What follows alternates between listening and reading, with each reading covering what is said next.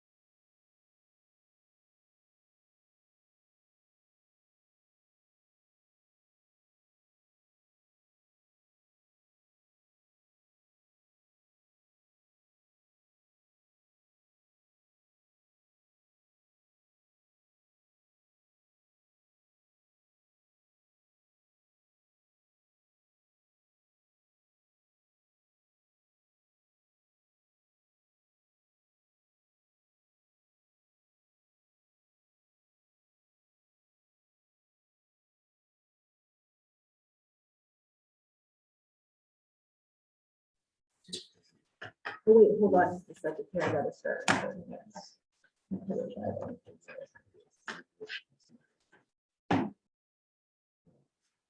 just gonna get it ready to stream.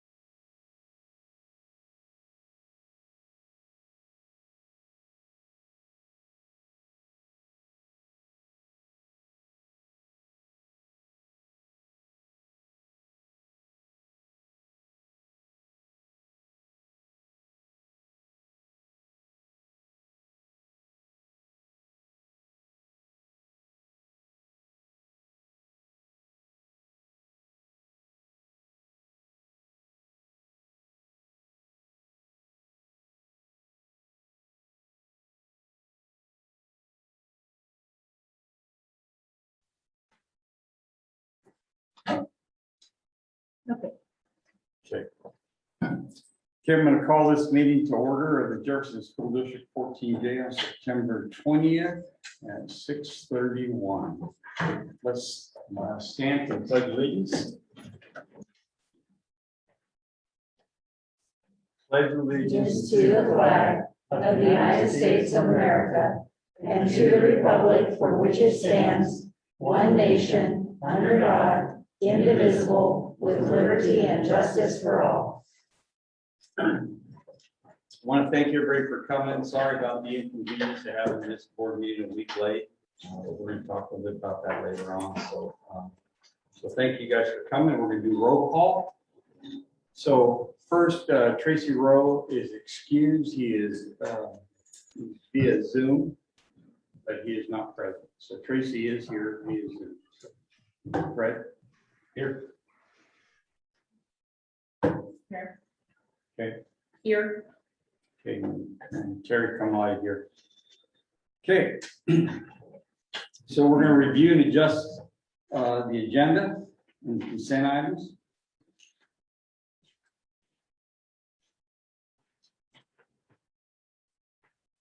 I move that to accept the agenda and the consent items as presented.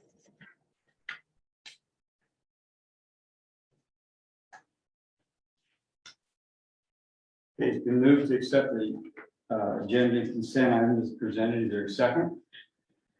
I'll second it. Okay, it's been moved and seconded to accept the agenda and consent items as presented. Is there any questions? Hi, I have a couple of questions. I guess maybe one, are these all of our fires from summer? We have a August. No, so they would be all of them, they would be the ones since our last board meeting.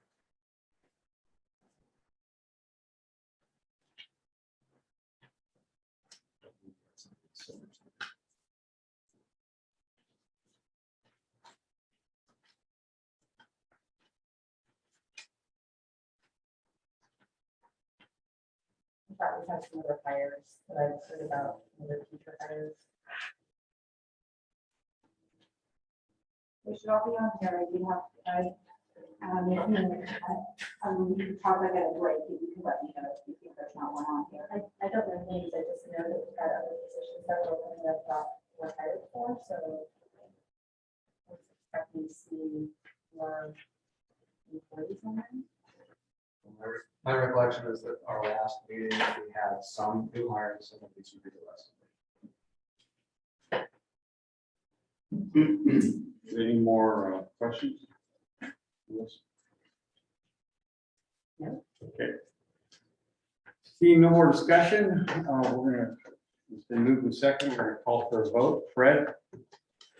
What are we voting on? On the approval of the agenda and consent items.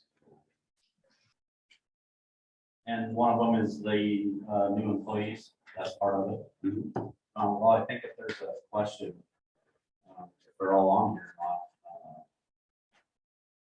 I'm gonna vote no. On the whole thing or just? On that particular part, if there's a question I about guess it. I would say I don't have any questions about these. I was just expecting there to be more positions on there, so. Is that something we could take up on the next board meeting? Okay, so let's just back up a minute. So every time we have a new employee coming on and after the board meeting, they come on the next board meeting or on the next agenda. So this constantly is updated every board meeting on new employees that the school district is hiring. And from what I understand, Melissa's question is that she thought there'd be more on there than there was, but there was some on obviously on the last board meeting we approved some new hires on there. They're usually new hires and retirements and stuff like that are on there. Okay, that'd be my only concern is I know you have to excuse me, we have a lot of policies and everything. But I know the board has to approve any certified positions, is that correct? All positions. All of them? I thought it was just a certified one. All positions. Okay. Okay. My comment is that I believe the hiring that you're talking about that was certified for classrooms, they did it very early this year, so we saw those in June and July. We had lists in both months. Yeah, I just thought there were more after July that were posted. Anyway.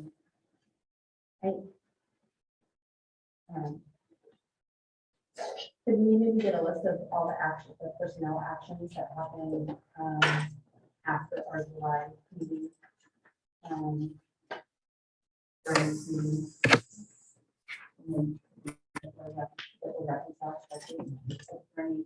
Because that would include the position transfers as well. Terry,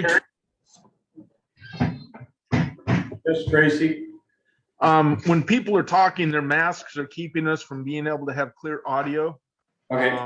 And I know that, this goes in front on our website for board minutes. So we need to be consistent about raising and lowering our masks when we're talking. Okay, Trace, thank you. Yep. Okay, so we're coming back to vote on the consent items and the approval of the agenda. So we're gonna go back around. Fred? Is it a yes or no? Yeah, aye or nay? Yes. Okay. Melissa? Aye. Okay, chair votes aye. Okay. We're gonna move on to spotlight. Tracy? We can hear you. Tracy, do you want to vote? Are you wanting to vote or you just want to listen? No, I'll vote. That's fine. My vote's aye. I'm sorry. That's okay. I ignored you. That's all right. My vote's aye. Okay. Tracy votes aye. Okay, so we're gonna move on to spotlight on education, the school town halls. And I'm gonna put that in your hand. Thank you. So, at the start of school in August, as we were coming into a new school year with COVID, coming into schools, there was a lot of questions and a lot of need for communication. And so we had our administrators each conduct town halls, virtual town halls to the community. And we thought it would be good just to have them report out here at the meeting, just to kind of how that went, kind of what their experience was, some of the questions they maybe got, kind of some of the things that they covered. So we were just going to take briefly to each principal and just to give a brief update on your experience. And we have Chris joining us from the elementary school on Zoom, so he'll give his presentation there. Can you start with Scott? Sure.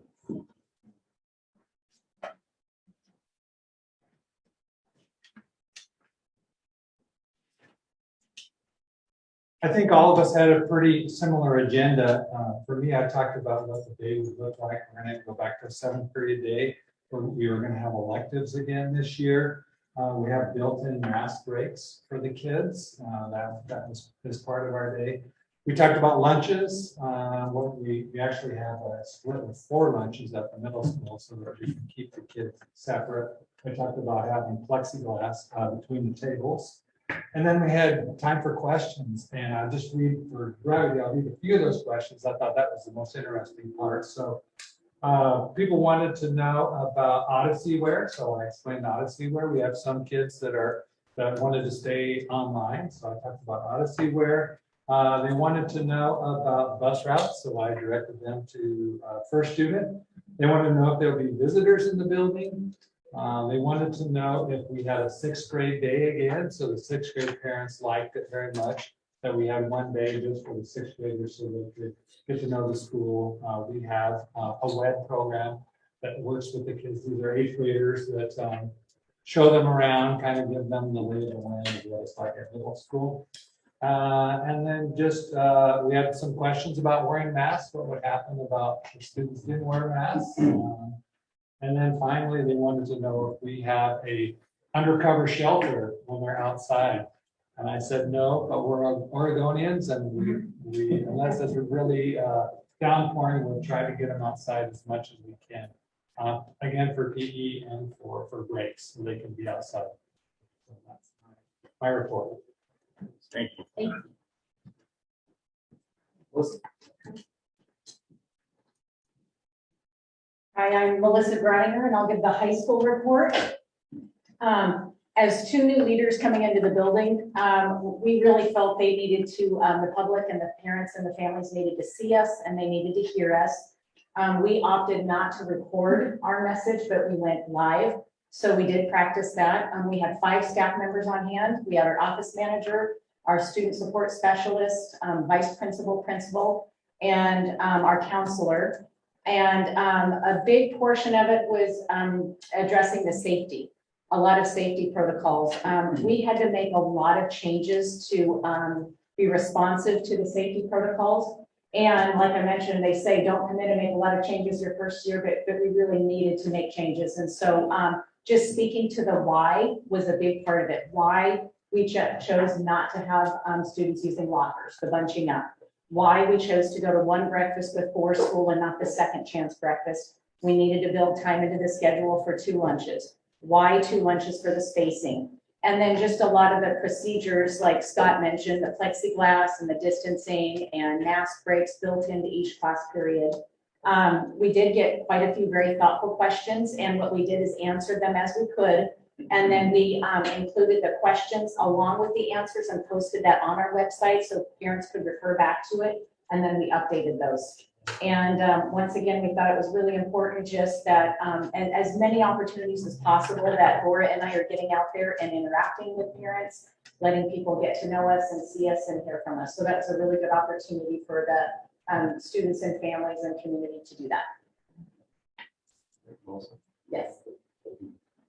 Mr. Sullivan, elementary virtual world. Yeah, I hear I'm on a big screen in there. This is great. So yeah, I really focused in on my presentation with the drivers that behind decision making, knowing that things were going to change moving forward. So really focusing in with families on that. We're focused on health and safety, social and emotional learning, meeting students at where they're at, and remaining flexible and responsive as we move forward. With so many new kinder parents and new folks that were, transfers in, I really wanted to walk families through what a day. We lost you. Hear anymore? Yep, we can hear you now. Okay, sorry. So I wanted to walk everybody through what a day for their child might look like, including all of the masking and distancing requirements. From the moment that they step on the bus to when they arrive, what that would look like for their child, and then what the learning environment would look like and how that might be different. Everything from lunch and recess, all the way through specials and dismissal, as well as discussing what COVID testing opportunities are like, and also talking about technology. So I did have like Chromebooks that we're checking out to kids and how that would look. Some of the questions that I got are the what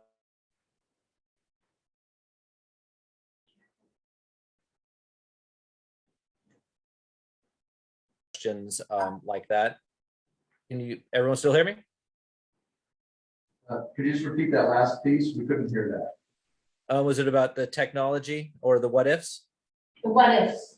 Yeah, the what ifs. That's what I got a lot of questions about and continued to for the next few days is what if school shuts down? What if we have to move to hybrid? And what I kept telling people is just moving back to our drivers, like what would drive all of our decision making, because there are so many what ifs out there. And that seemed to satisfy people because there's so many different ways things could go. Thank you, Chris. As you know, communication is always a challenge. You can never communicate enough. We're always looking to be very proactive and communicative so that our community feels that we're responsive and they know what to expect for school. So I attended each of the meetings and they did a fabulous job of not only presenting a breadth of information, but also fielding a lot of really, I thought, very good questions. So thank you for that. Thank you. And did you not have it in Spanish also? Yes. Yes, we did. From what I saw, so I thought that was a really good idea to do that. Obviously, we would like to continue to have input meetings, but in person, and our goal is to hopefully get to that place. But with where we are with Delta, it's just not able to bring in groups of people at the school at this point. So we'll continue to do virtual. But we, as a team, we need to always talk about messaging and how we can get out information in a way that's timely and informative and helps people make decisions. Are you planning on having an update, another town hall meeting later on this year, or you haven't scheduled it, or? We haven't scheduled it. Part of it is just understanding what information we want to get out and what the best way to do that is going to be. And what do we have coming up? So our SIA account, or the funding for our SIA, we need to have more community engagement again this year. And so that might be a great opportunity to be able to bring people together. But we're hoping, we're just kind of in a wait and see with COVID, because it's best if we can bring people together in person if we can. And so that's our plan at this point. Thank you. Next on the agenda is a finance. Hattie? So you'll notice in your packet, you have two sets of financials. I've given you the one ending June 30 for 2021 fiscal year. And then you also have current year ending August 31st, 2021. Is there any questions on our current fiscal year report? Do you have anything that you want to, do you have anything you want to point out or share about that? Actually, I do on the 2021 report. Yeah. What page? That would be on page 22.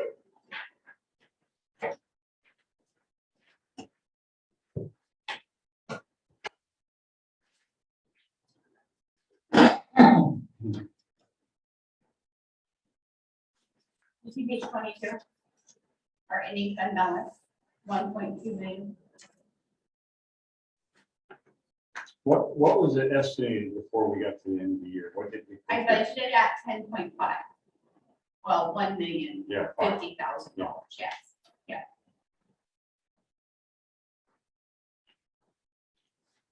That's the only thing I wanted to point it out. It's always good to be conservative, I believe. We try to be in our fiscal offices. I mean, do you have to buy that? Is that really necessary? No. How is our deciding what means Go ahead. How's our declining student enrollment? We dropped a little bit. How's that affecting our numbers? And I think we talked maybe during budget, about setting aside money, watching those projections. So are we What, doing that? And what's that looking like? what ODE allows us to do is open up in December. We have to estimate, we have to forecast how many students we're gonna have in the next year in December, right? So we project our revenue with ODE. And we recommended for this year that we're gonna have, or we estimate we're gonna have 820 students. Do you know how happy I am to see 807?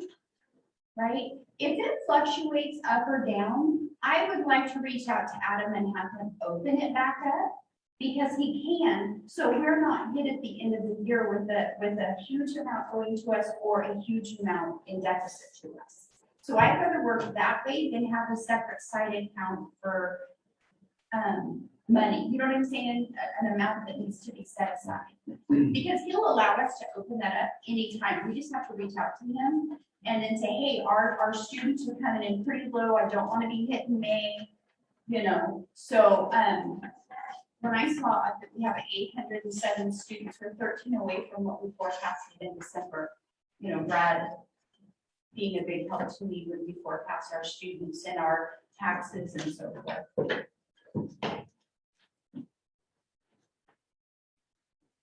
One of the things that I've noticed on that, Hattie, is, on the enrollment, I looked at that. And we're higher now at the start of the year than we were anytime last year.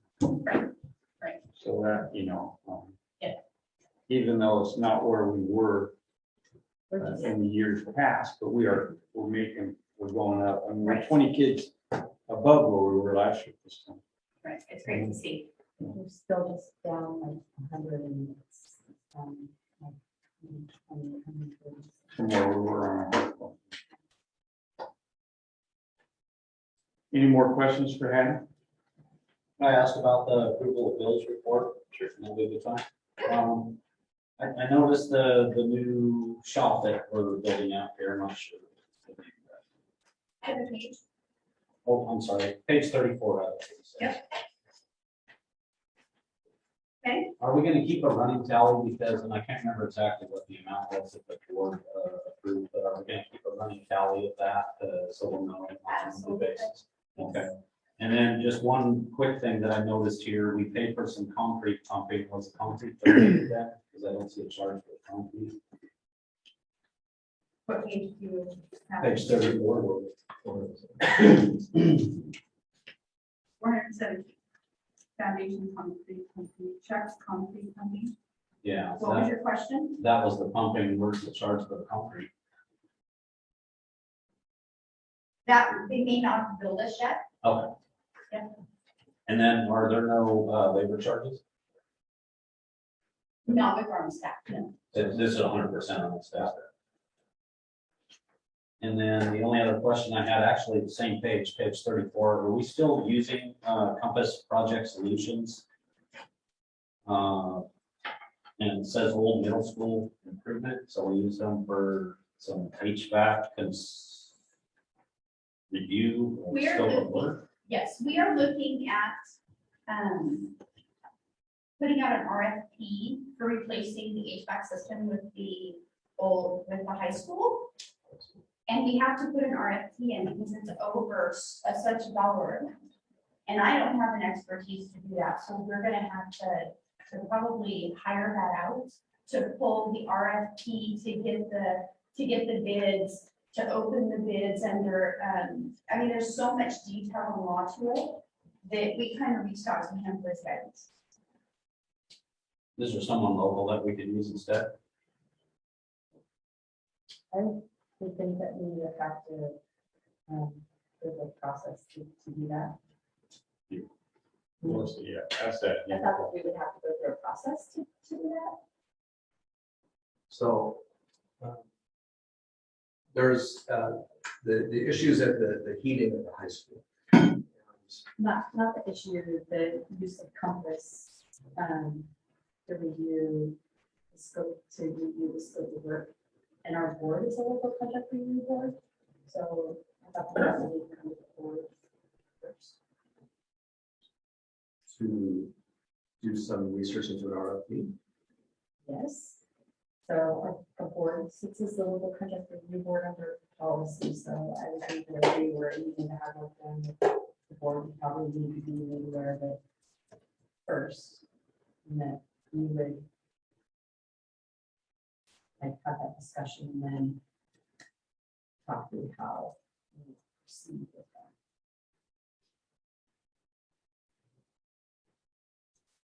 See how that works.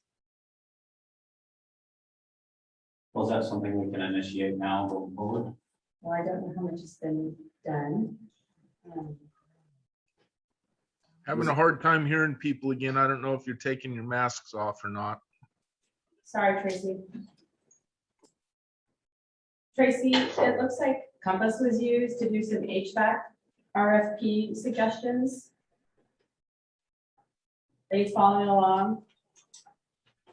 Yeah, I'm following along on that. I was on page 34 looking at that as well when Fred brought it up. And the board is the local contract review board. So generally, when we've had other issues like that or other contract work that's come up, it's come before the board first. Kind of talk that through, how we would proceed or been notified. You know, if we were gonna go out for RFP or how that process was gonna work. Man, Is that jogging your memory, how we've done that when we've had to contract stuff in the past? yes, but I'm still having a hard time understanding you guys, Melissa. To be brutally honest with you guys, I may be COVID positive. That's why I'm not there tonight. So, but I'm having a heck of a hard time hearing you guys. I hope you're. You guys, I'm actually able to hear pretty well. Tracy, I'm wondering, could it be your computer? Is it turned up?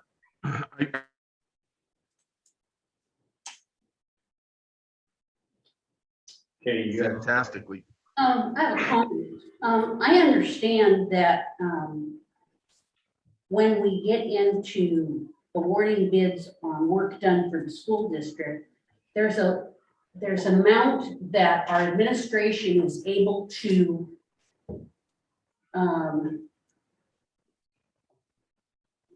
spend without bringing it before the board in advance. I think it's $50,000 more. What was the number, please? 50,000. And so I believe the piece that we've got here with Compass is a beginning point before we know what we need to do. And since we don't know what the overall bid is for the high school, we don't know if it's going to be above $50,000. And so I want to trust our administration to do right by us. I mean, you guys did the sewer thing. It came before the board. It wasn't $50,000. Yeah, to spend that money for it, correct. And I think Brad is going to, when he comes up with a final figure, he's gonna bring it to the board. I think you're in the research part of it, correct? Yeah, so we have a grant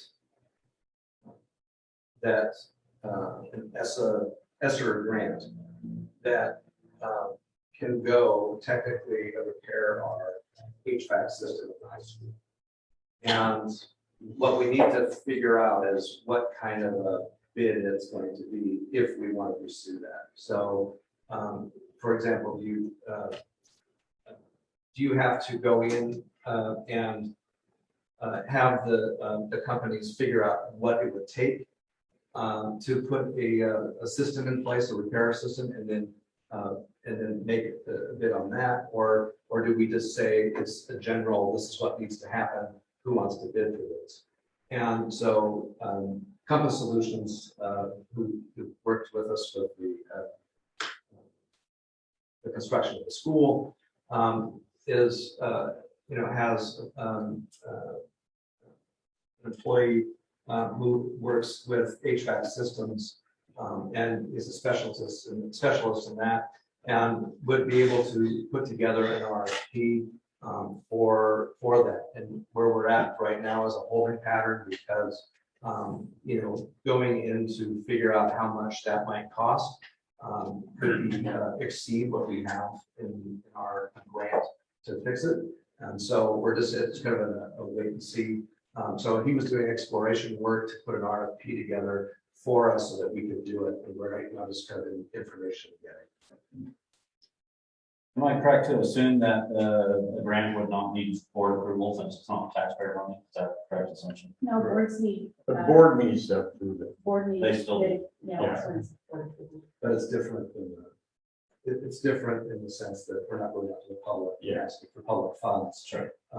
So we have more leeway to spend money on a project, but anything that we decide to do, that especially that nature, that amount we come forward for sure.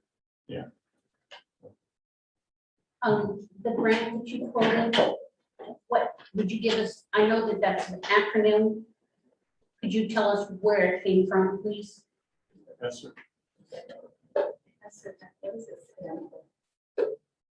What does the ESSER grant stand for? The acronym? Yes. Oh, gosh. Yeah, I don't know. Hang on a second, let me see if I can get it with just me, sir. It's Elementary and secondary school emergency relief fund. Okay, thank you. That's right. We operate in acronyms here. And we rarely know what they stand for. We just spit them out all the time.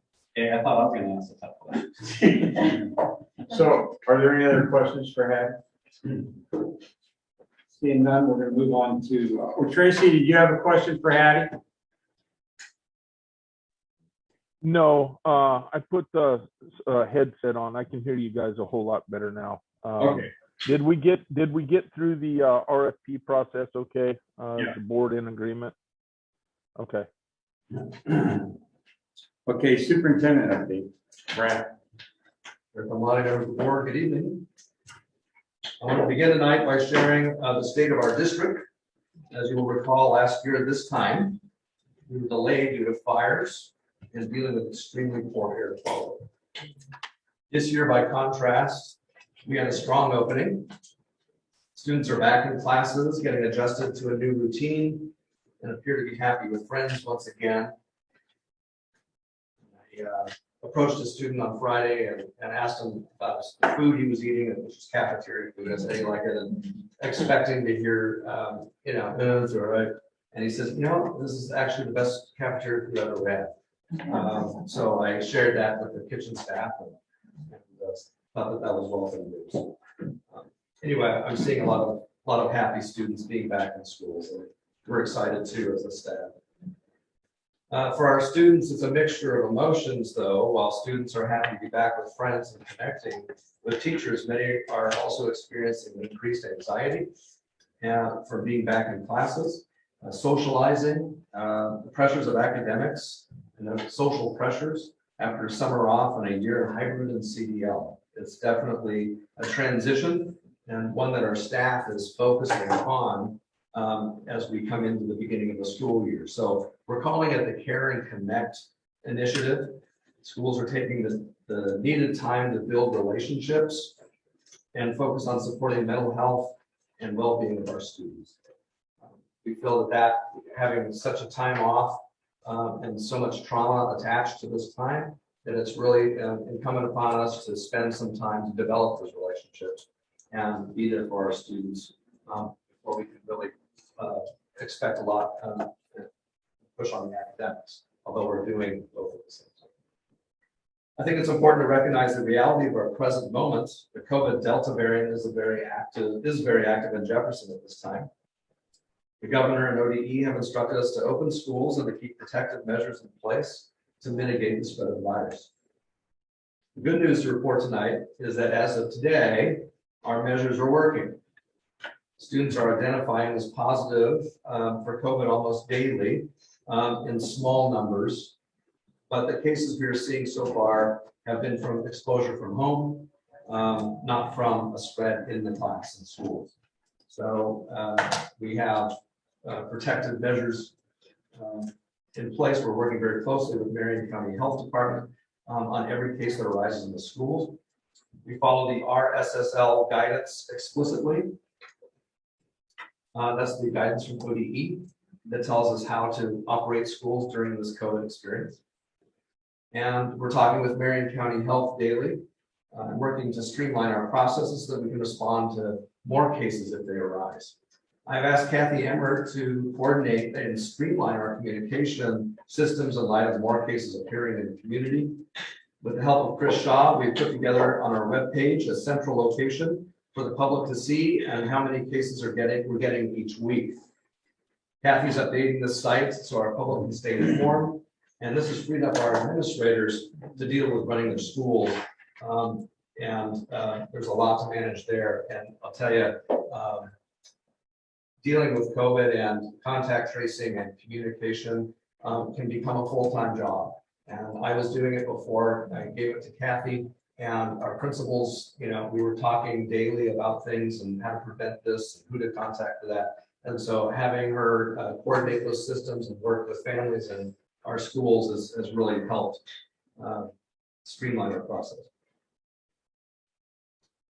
It is projected that as a state, we're going to continue to see a surge in COVID cases through October and into the beginning of November, and then a decline is anticipated. Our hope and goal is to keep our schools open and prevent large spreads from occurring. Students remain masked, and we focus on frequent washing of hands and maintaining good ventilation and spacing. Even though our schools are doing a fantastic job of keeping health and safety protocols in place, I would be remiss if I didn't say that the stress and anxiety level of our staff is high. That is why, as a team, we're focusing on Ruler, which is our social emotional program that we have in place, and looking to support one another emotionally. And so we've had Ruler in our district the last couple of years. We're implementing that and going deeper with that. And we have Justin Ricecook, who is helping to coordinate our efforts across the schools so we can go and deepen our response with Ruler. These are without a doubt some of the most stressful and difficult times in education. And I think it's important to acknowledge it, label it, and be able to give space to it. I would like to add, however, to any staff person listening, that we're going to make it through. We're going to definitely make it through this time, and we're going to do it together. Before I move on to my presentation, do you have any questions regarding COVID?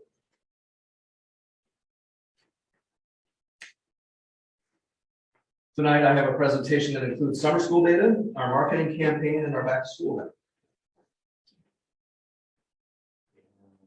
Amber, are you able to show? There we go.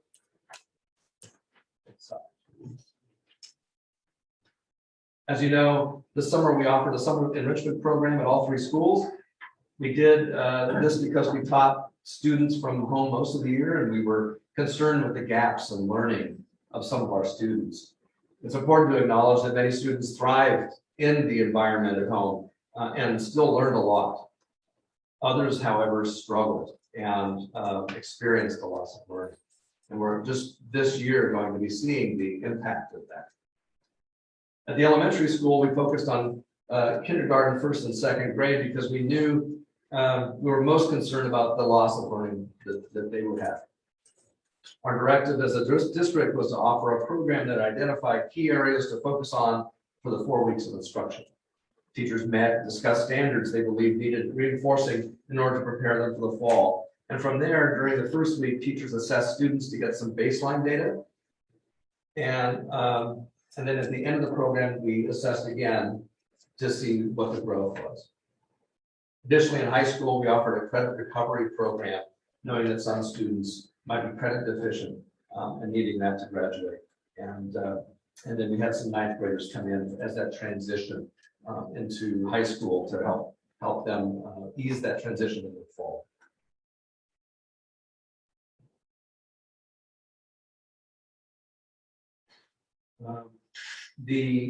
Go back to that one real quick. There.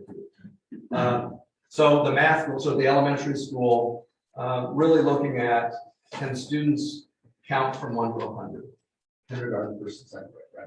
So for them, it's 5-minute time thing where they actually have to write down in order 1 to 100 and go as far as they can. In our ELA, or English Language Arts goals, students read a passage out loud to a teacher, and then their accuracy and fluency is checked as they do that. And then we see how they grow over after instructing them for several weeks. And then, as I mentioned before, our social emotional goal was a huge part of our summer school program. So we'd like to see growth in our academics, sure, but a lot of these, like kindergarten, first grade, I mean, they've been at home a lot, and we wanted us to do some building some relationship activities, getting them used to school, like routines, sitting in a circle or sitting down, having a little pencil, all those kind of things that you would normally like to see in school aren't necessarily there. And even this year, as we have our incoming first graders and our second graders, we still see need that they should have maybe had they been in school longer. So anyway, summer school was an opportunity to help reinforce some of those goals as well.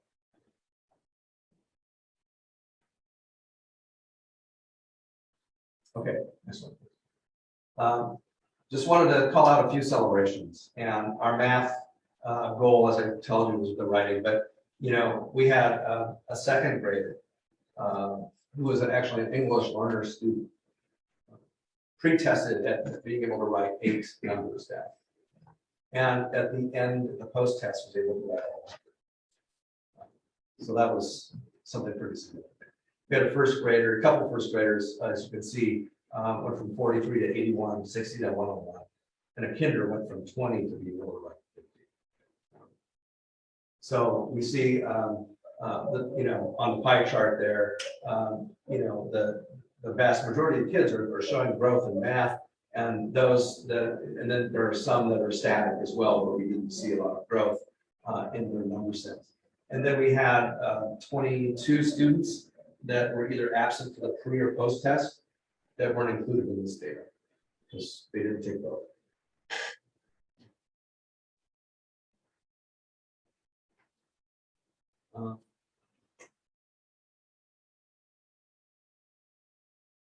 Again, for our ELA celebrations, language arts. So what I just described to you about reading a passage, teachers looking for fluency, that kind of thing.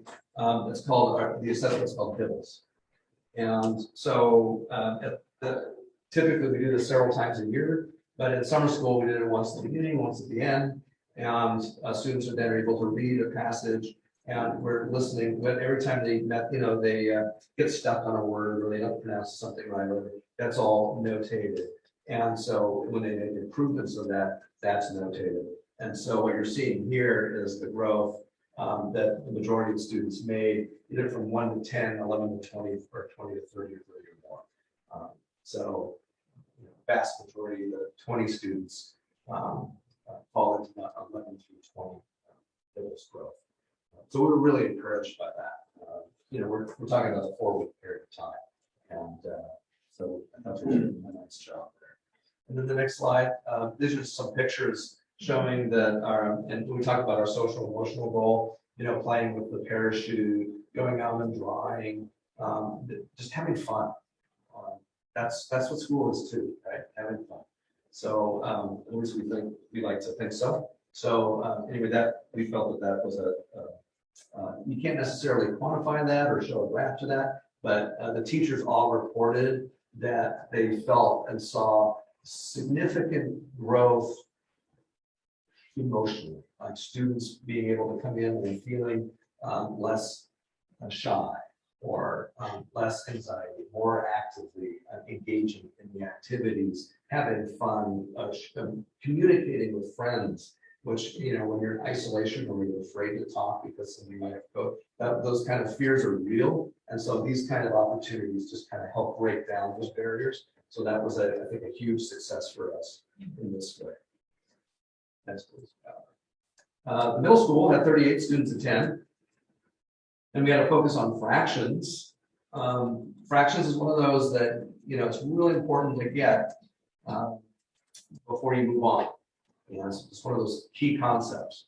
And where the teachers, what we did when we came together as teachers before summer school, we brought them all together and said, what are we going to focus on? The math teachers really wanted to focus on fractions because they saw over the year as they were teaching, that was an area of concern and an area where there was a deficit. So that was a focus for us. And then writing complex and compound sentences, also an area that they wanted to help kids in their writing focus. Math celebrations. Again, look at these numbers. They're pretty significant where we have an incoming sixth grader going from a pretest of 47% to 100%. 7% to 85% for a seventh grader. 13% to 85% for eighth grader. So the point is here, you can look at the graph, but they made significant gains in understanding fractions. For those who attended, this was a worthwhile effort, and really, I think, set them up for success coming into the fall.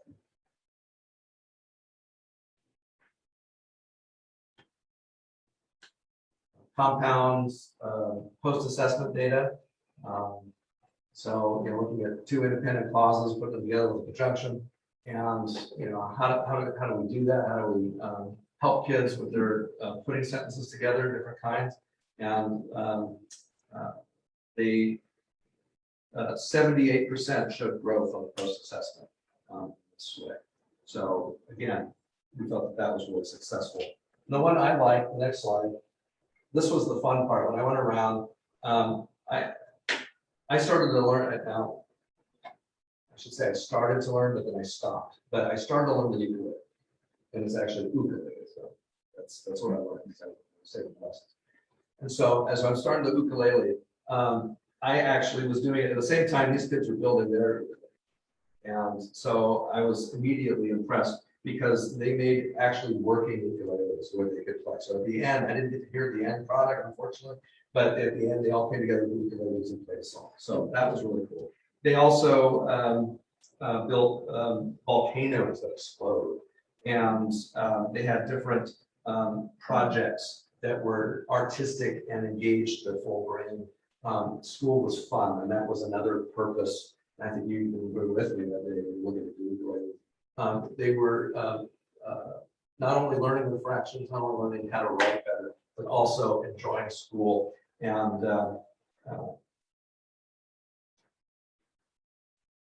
teachers, I'm not sure what we said. Teachers reported on, again, the impact they saw on the students as they, from week 1 to week 4, and how they were kind of reserved and on their own at first, and we moved into more group work and working together and having fun again. So we really felt that was successful as well. High school, 18 students enrolled for credit recovery, which is a lot. That's good. So we had 28 credits recovered.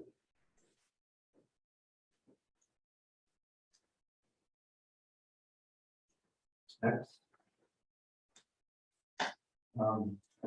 One student finished all their Odyssey and earned 5.5 credits. Another finished all of theirs and earned 4.5 credits. 8 students earned more than 1 credit. So this is something that we want to offer again in the summer, and be able to help students that need it recover some of those credits. And summer school is not something that we do at every school each year, and we had the funding to do that this year. Part of this, we had a summer school grant to help us with that. Definitely want to see if we can do that again this year, if we have the funding to do it. But we always will offer at least one summer program, and I think at the elementary level, and we will do also credit this year as well. Okay, next, or questions or comments on that before I keep moving? Okay. So we're at 807 students. We had 780 something at the end. we were a little concerned, as is every district in the state, about getting our students back.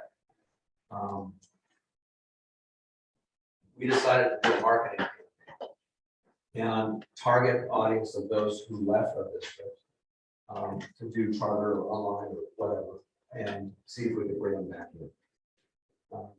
So we partnered with the ESD, and part of our working with them is we get to have services provided, and so we asked for support.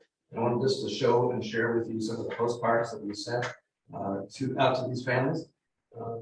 Unfortunately, it's really difficult it was difficult for us to track which families came back as a result of the postcards. So that would be something I'd like to do in the future, figuring out how we could do better with that. But we always believe in trying to be proactive with sharing the message of who we are, why it makes sense to come back to Jefferson. And so this was one of the postcards that we put together.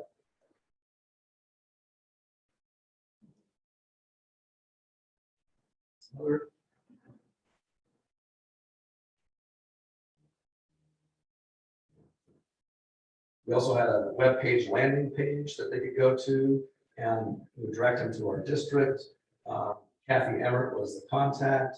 So if anybody wanted to call and had questions, concerns, some folks want to be here, but they have, they're concerned about something that we're actually doing, but they don't know we're doing. So we could answer those questions. That was also the hope of the town hall meetings, is to be able to answer questions, to have to bring people back in as well. So that was our marketing campaign. And then our back to school night. Many of you were there, but thought it would just be important to show a couple pictures and say that we gave away about 200 backpacks to families that day. And as we look to do this in the future, because I think it would be fun to do this each year, knowing and learning from our experience this time of being able to set it up so that, what we learned is at the very beginning, we had a long line of people here waiting to get backpacks. So how we can support that, how we can, be more efficient in our lines and even anticipate, that many. We weren't sure if we'd have that many people for backpacks. Knowing that we will, I think we're going to, try to do even bigger next time. So anyway, we felt it was a great start, especially being that there was it's COVID, that the mask mandate, that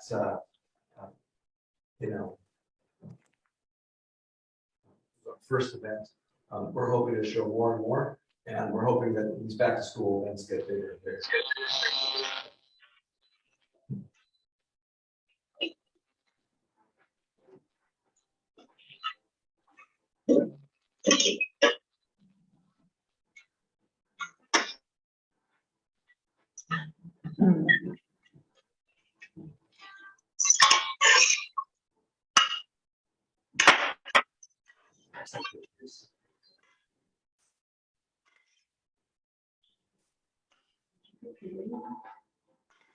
No, there we go. And there's just a couple pictures. Hattie handing us some backpacks, and some backpacks we picked up. Anyway, thank you for board members for helping out and cooking, making me dog. Thank you, Brett and Tracy. And it was well received. And I think even at the end, Kay and I were at the very end there, that there still were some families coming up towards the very end of the program, coming, looking for food, looking to have a dinner and see if they could get a backpack. So we helped them out as well. So we felt really good about that we were able to help out these kids. That is my presentation tonight. Any questions? Any questions for Brad? Thank you. Okay, seeing none, we're going to move on to new business. And one of the things that we actually have the honor of doing is electing Oregon School Board Association regional people. And I know that there's two of them that are open. One's for a regional member, the other one's for legislative policy member, be part of the committee. And I'm gonna kind of turn this over to Melissa because she is on the OSBA board, and ask her if there's anyone that she recommends, or if someone else has a recommendation. More than we as a board would support that. So, yeah, so my seat is up. So these are 2-year terms. And I'm finishing up my second term right now. And our regions represent our board on the School Board Association Board of Directors. And Marion actually has 2 board members. And we actually just recently appointed the board member from Sam Kaiser Schools to replace one of the outgoing board members that wasn't elected in the past election. So, but that seat will actually also be open. So there's actually two board seats that are open. One will be for a 1-year term and one will be for a 2-year term. My seat that I'm is expiring is a 2-year term, and then that other seat will be for a 1-year term. I really enjoyed my time. I've gone on scholarship to Washington, D.C. twice and been able to lobby with our senators and to advocate for our small district for funding, and also gotten to attend the National School Board Association conference, partly on my own expense and partly on a partial scholarship to the Oregon School Board Association. Those are limited scholarships, so I'm actually not eligible to, like, they rotate every couple of years, so they do try and spread those around to the other board members.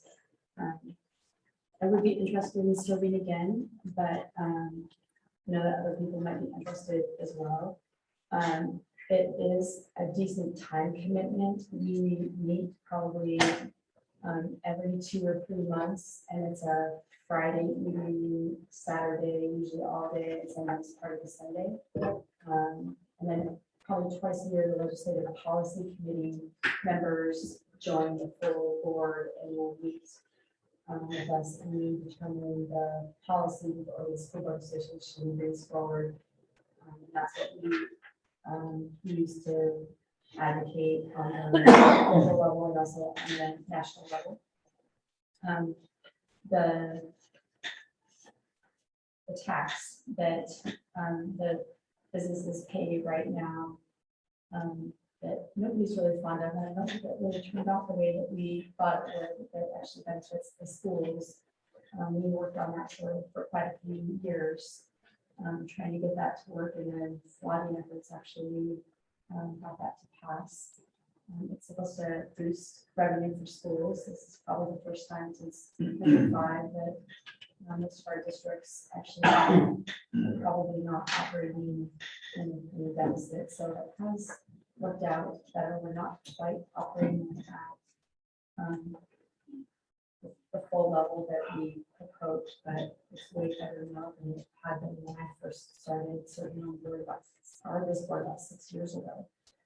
And Kay served on the Oregon School Board Association board before me, and actually kind of mentored me to this spot. So how many years did you serve, Kay, before? I served 1 term, so I did 1 2-year term, position 12.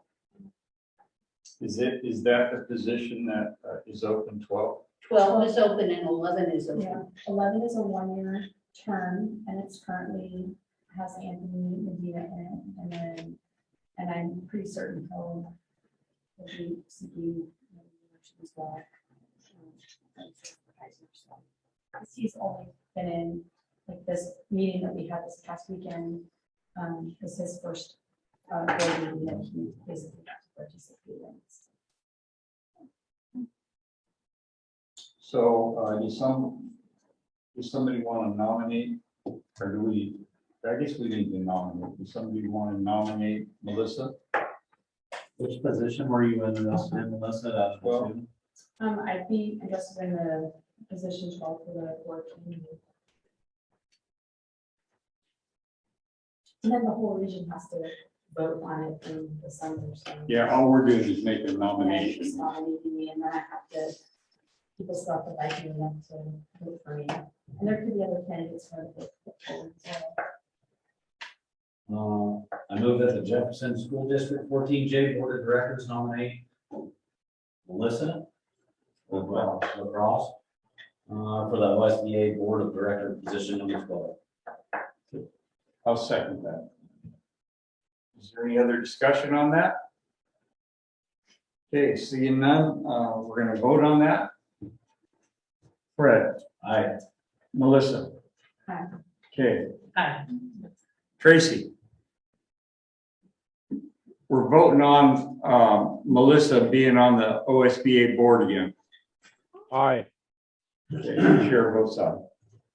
Okay, you want to talk a little bit about the legislative policy committee? Sure. So the legislative policy committee is, they also complement the board of directors, and they help set the policy in the legislative priorities of the Oregon School Board Association Board of Directors. They kind of back up some of our goals, and they would make the determinations or decide what our lobbying efforts might be. There are things that our boards decide or agree to. For example, we're very strongly in support of no unfunded mandates. So like, for example, if the legislature says, we want to make sure that all school boards have 1 hour of PE every single solitary day, and you have a licensed certified PE instructor running that, we will probably push back and do some negotiation with that and say like, hey, that might be a little bit harder to implement because we might not be able to put that into our schedule. You know, it's hard to do an hour, even though we recognize kids need to be healthy. And are you going to give us money to do that? So those are conversations that have happened, maybe not successfully. That's actually a mandate that's out there that the deadline's passed, and we've actually pushed up the dates on the PE criteria. And to some other examples that have been out there. If a curriculum comes through the legislature that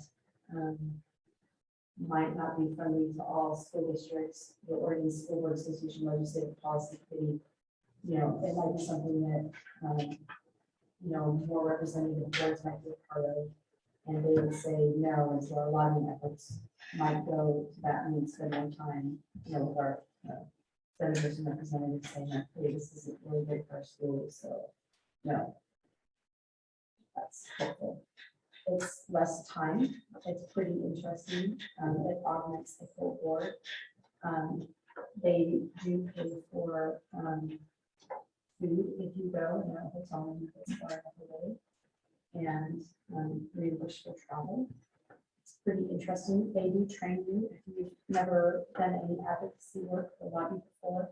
And they don't just send you off on your way. They empower you and train you. So pretty interesting. Melissa, is it a 2-year or 1 year? That is a 1 year. Or 1 year? That's a 1 year commitment. And how many times they meet a year? But not usually twice, and it's usually like a day or two half days. That might be like a Saturday and Friday, Sunday. COVID's been weird. Like we've been meeting virtually this whole time, and our lobbying efforts were very stifled. You know, if any of us got to meet or lobby, it was virtual and limited. So. I think it's a 2-year term. Oh, I thought OPC was. No, 1 year.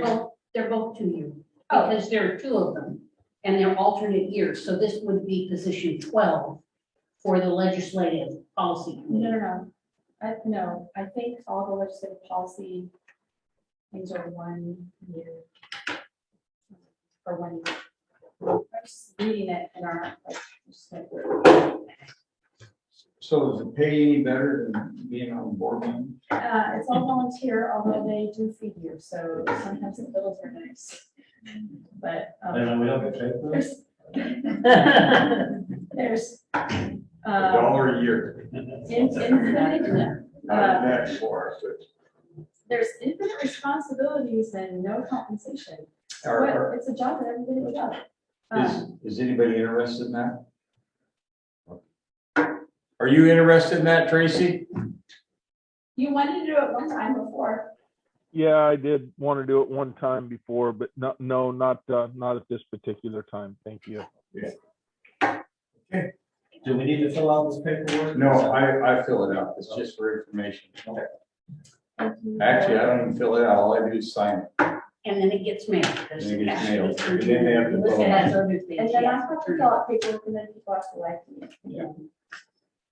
So, Okay, so the next order of business on there is the governor's mandate on vaccination, and it says Brad speaking, but that's actually, it was actually me that brought that up. So, as you know, after this mandate came into fruition, there's a lot of controversy about that.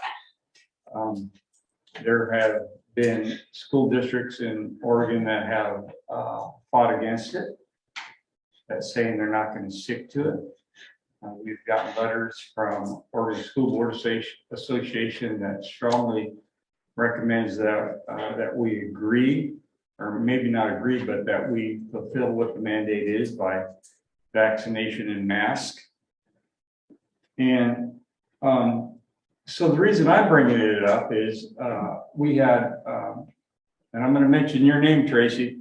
Tracy, thought that we should maybe go against it. And then Tracy did some investigation on it and found out that if we go against it, we lose all of our insurance rights by PACE. And then if we continue to go against it and we get sued, they can sue us individually. So when Tracy talked to Mr. Green, Jim Green, about it, he said if you guys are really against it, that maybe you should write a resolution against it. And there have been districts that have done that. Tracy, did you look into that at all?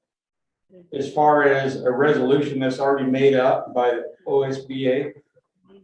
We can come up with our own resolution. We can come up with one that's a template.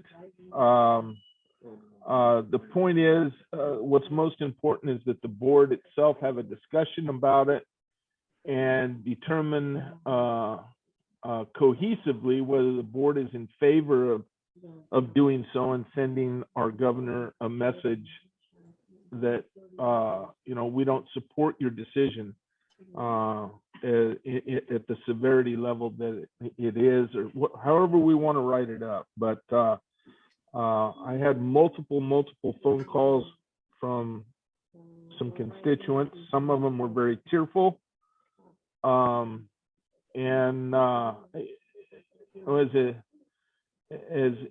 whether we have people get vaccinated or not, I believe it's a personal right or personal choice, instead of mandating this stuff and holding our staff members' jobs over the top of their.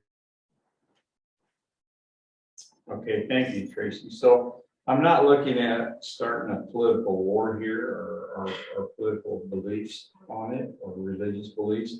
I just want to know if you guys as a board think that we should look into the resolution that we sent to the governor to say we're against this type of mandate. And I want to know what you guys think.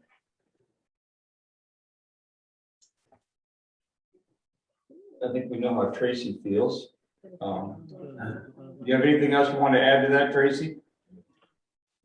No, Terry, it's a matter of no, I don't have anything else to add. It's what would the board like to do Yeah. in support of our staff and our kids? Okay, thank you.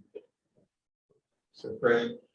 Yeah, so I probably feel much the same way as Tracy does personally, but I don't know, I mean, I look at this position that, I'm freshly elected, and I'm a representative, and I don't know, I don't have enough feedback from the community, so, and it's something I told myself from the start, that even if it's something just like, I don't know if it'd be this, but if the majority of the voters, the parents, the staff, feel a certain way, I'd actually, even if it wasn't the way I felt, I would pass that along. So personally, I feel the same way as Tracy, but I don't have enough feedback from the community and the parents and the kids and the staff. So that's where I'm at. I need some time to gather some information. Thank you. Melissa? So I would say I feel the same way as Tracy. I'll say from the onset of this, as a board member and, wanting to have local control over our district, even though we don't really have a whole lot of local control over much of anything, really. Most of it's guided by policy and law and regulation and all of that. It's been very difficult through COVID to have everything really be directed from the governor's office. The mandate to me is particularly onerous. We're vaccinated at our house, but I worry for people that, for whatever their reasons, haven't gone down that path, being forced to put that on their family or their household for fear of losing their job and their livelihood. So, and I realized that, we've made tough decisions, and worked through a bunch of safety protocols for our kids in our community. And we've been operating under this for 18 months now. I can't remember the math, because of years.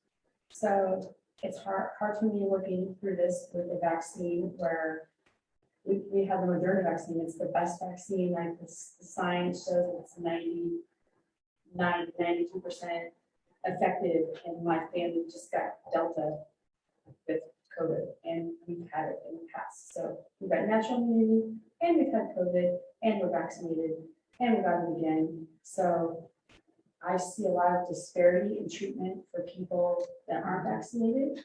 I know that people that are vaccinated can still get it and transmit it. I don't want to see people treated differently that haven't chosen to get vaccinated, that might have natural immunity. So anyway, I'm frustrated and I'm raw from all of this stuff. I would be in support of I don't want us to be out of compliant, but I would be in support of a resolution to the governor expressing our frustration in that. I want us to continue to get our funding and to be able to go for insurance. I'll leave it at that.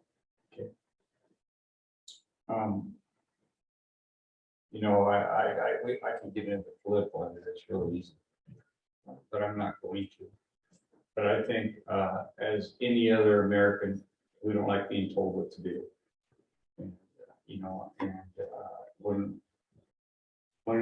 when you get even though we do it every day, we're told you got to put your seatbelt on, you got to drive 55, and I understand that, but when you're told that you have to be vaccinated, something in your body, it just goes against it. And so, on the other hand, you couldn't pay me enough money to be the governor. And the responsibility that she has, because it's all on her shoulders. And even though I might not agree with her, I respect her and the decision that she made. But I too am in agreement with the majority of us here. I would like to send her a letter and tell her you know, or a resolution of something. And I don't know, do we need to vote on that? Or I don't know if we need to vote on it. Yeah, we need to write it first, right? Don't you think, Lisa? Well, you could do one of two things. You could vote on it to authorize somebody to draft a letter, come back, or draft a letter and send, or, I mean, Yeah. you pretty much have, Yeah, that's how I would do it. So, you know, I'm not even gonna vote. I'm gonna nominate somebody to do that, and I'm gonna ask Melissa to draft a letter, a resolution that we as a board can pass and sign and send it to our government. Respectfully. Yeah, respectfully. Absolutely. Okay. The next part of new business is a work session. And I'm gonna let Kay take that. We checked the cost is $604 To for get somebody- 3 hour, yeah, to get to somebody do from state. a full board training. We need to give OSBA 4 dates that can do. So I need you to get your calendars. I want you to look at the end of October and November. And let's pick 4 dates to send. I don't, the 30th of October for a 3 hour session. It could be morning, it could be afternoon. An evening, the 4th Monday of the month On November, you mean, or? in October, like the 25th, it would be an evening meeting for And I'm sorry, how long is the meeting? 3 hours. This is a 3 hour training. In evenings, late evening? It would be, if it was on a Monday, it would be in the evening. Are you back to your thing in October? Yeah. So, are you talking, there's gonna be one? We would do meeting, one training, Of 3 hours, and we need to give 4 available dates. 4 available dates, which will work. So what I'm asking is for people to recommend dates, and so I was looking at the 25th of October, possibly as one in the evening, or Saturday, the 30th for October. So there would be 2 there, and then I hadn't picked any in November. Well, I would say yes on Monday, the 25th, but the Saturday is probably bad. I'm the same on the 25th is good for me, the 30th is not. Okay, and then we would ask for 6 to 9. That's fine. Okay? Would another day of that week work? The 25th, 26th, 27th, 28th, 29th. I can do a Thursday, a Monday or a Thursday. Anybody else on Thursday, the 28th? I think so. I don't have anything on my, I don't have anything on my calendar for that day. Tracy, those dates work for you? Yeah, the only one that doesn't is the 27th. Wednesdays are not good days for me. Okay. All right, so let's look at November. So we'll put down the 25th and the 28th in the evening.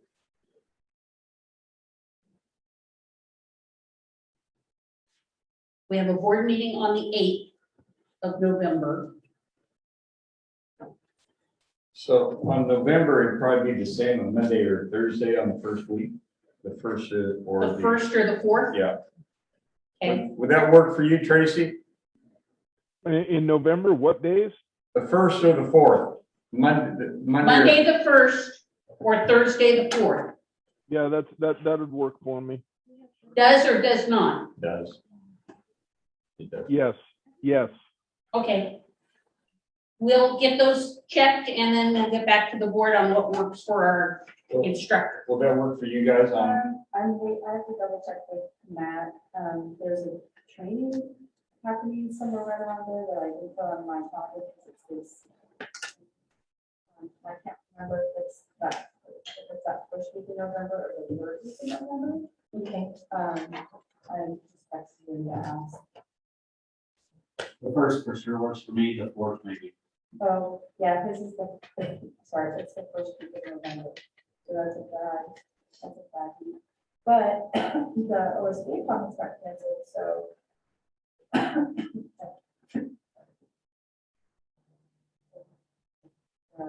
The 11th, Well, that's not birthday, so, and it's. and that's Veterans Day, so that doesn't work. The 15th. How about Monday, the 15th? Monday, the 15th, Tracy Of which month? of November. November. Yeah, Monday, the 15th Monday, the 15th would be fine. Or the 18th. Got to make sure we don't conflict with Veterans Day the previous week as well. When are conferences, I don't have conferences on for. Conferences. Okay, So not the first and the fourth, Or but if it's the not probably the 15th and 18th. conferences are Brady's. Conferences are the Yeah. 13th and 14th of October. What was that stuff? 13th and 14th of October. Did you hear that, Melissa? Yeah, do you have Brady Daytime and stuff? The one That's the 15th. No, those are in October. I was thinking that there was something in November that. Thanksgiving. Okay, we've got some dates Okay. then to turn to. The turkey Brady. Perfect. Okay, so we're going to move on to D, which is policy DBAA review and the legal opinions on that. And Brad? So I'm going to have Terry speak to it, but just wanted to add, we have some additional information from OSBA. So Director Sunmeyer raised the question about policy DBAA and individual board members' authority and responsibility. And as it turns out, OSBA has been also working on this to clarify that language. You pointed out there was some ambiguity in there, and so what Leslie Fisher provided to us, she said, look, we're working on this right now to update it. I know this would be a policy committee thing, but I just wanted for our discussion for you guys to see what it is they're working on. Terry, I'll just let you give context. Okay. So the whole thing came up one time when I mentioned at a board meeting that I talked to legal. And then Fred came up to me afterwards and says, well, I think that's against policy. And I go, where? And he showed it to me in here where it says, I don't have the old one. Yeah, you do, it's page 41. Page 41 is the old. Page 41. Well, anyway, it says in there that if the board is going to use legal, if the board chairs, they have to come before the board to approve it, basically is what it says. And there's a little bit of like what Brad's talking about, a little bit of difference of what people read that at. And so I called Leslie Fisher and asked her about it, and it brought her to her attention, and her and Spencer says, I think we need to work on this because what was brought up. So they started working on it. And this is kind of a draft that they came up with. And the whole idea is if I have to talk to somebody from legal about a policy or about something having to do with the contract, can I do that on my own, or do we need to bring it before the board? And so they came up with an idea here, because some of it, like when you call OSBA, it's not really legal. What's the word they use for it? Not pre-law, but Yeah, pre-law. is it pre-law? Well, pre-laws is very specific when there may be an employment action or something like that, and you're talking case. That's a whole different thing. But if you're just calling to get Spencer, if you have clarification on policy, that's different. Yeah, when I talked to Leslie, she says, well, I am not, at OSBA, I'm not going to tell you any legal advice. I will give you an opinion but you need to go to a lawyer. So it's not really legal advice. And I said, okay, that kind of makes sense. And then she talked about, that if it's legal advice that costs money, maybe you should go before the board. She just throwing ideas out at me, And then, I told her the situation and she goes, oh, now I can see how that came into effect. So anyway, they came up with this draft that is before you guys. And I know we have two people, Melissa and Fred, that are on the policy committee right now. Is that correct? Yes. And No. No, no. Tracy and Melissa. Oh, yes, you and me. Melissa and Tracy. Yeah, sorry. Okay, I'm sorry. Thank you, Tracy. It's Melissa and Tracy, and we need to kind of look at this and see what kind of limitations we are, I don't want to hamstring the board chair, no matter who it is. But yet on the other hand, I don't want, I think they're right, they can't go spend $5,000 on legal without it being approved. So anyway, that's why we're bringing it up. And is there any other comments on that? Can I read the two different things? This is from the one we currently have adopted. It says, number 2, requests for legal opinion. Requests for legal opinion by a board member must be approved by the majority vote of the board if the legal opinion sought involves the superintendent employment or performance. The request should be made to the board chair. Legal counsel is responsible to the board. So that's the old one. This is the new recommended at this point, or at least the draft from OSBA for the same passage. Legal requests, or requests for legal opinions. Requests for legal opinions, parentheses, advice, or opinions by a board member, parenthesis, that may incur cost for the district must be approved by majority vote of the board. Such requests must be submitted to the board chair for consideration on the meeting agenda. The board chair is authorized to obtain legal advice or opinions if advantageous to do so prior to or in preparation for a board meeting.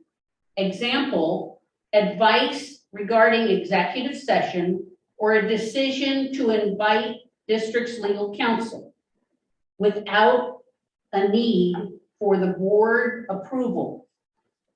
If legal opinion is sought involving the superintendent's employment or performance, the request should be made to the board chair and legal counsel is responsible to the board. Is the red crossed out because they want to take that out? Is that what that means? I don't have it. No, there's no red in mine either. Oh, there's red in mine. Oh, okay, which line is It that? says if legal opinion sought. Oh, regarding the superintendent? Yeah, Okay. Yeah, I don't have anything crossed out on okay. that. Yeah. Well, anyway, I would like to put that before the policy committee to look into that more and change that. Or change it if they see needed changing, or adhere to the current policy as written. Yep, that's fine with me. Add that into our. And Leslie said if you had any questions, because I told her that you were on it. And I think I said Fred, that I meant Tracy. But she I said, forgot who it was too. she Sorry, said, Gracie. she said, feel free to call her, Okay, because her and Spencer are working on it. okay. Yeah, I think that clarifies it. And in the past, it's operated that way. Even if it wasn't written that way, we behaved that way, where anytime it incurred a cost, it came to the board and we voted on it. And then the chair knew we behaved this way, like if the chair needed to have legal advice. Melissa, Take your mask. Sorry, can you hear me now? Yeah, thank you. All right, so in the past, we operated basically as this is written in the update, in the draft. If there was going to be a cost that was incurred, the chair had permission from the board, the chair had permission or authority from the board. Unless it was something that had to do with like executive session or something like that, where there wasn't any cost incurred.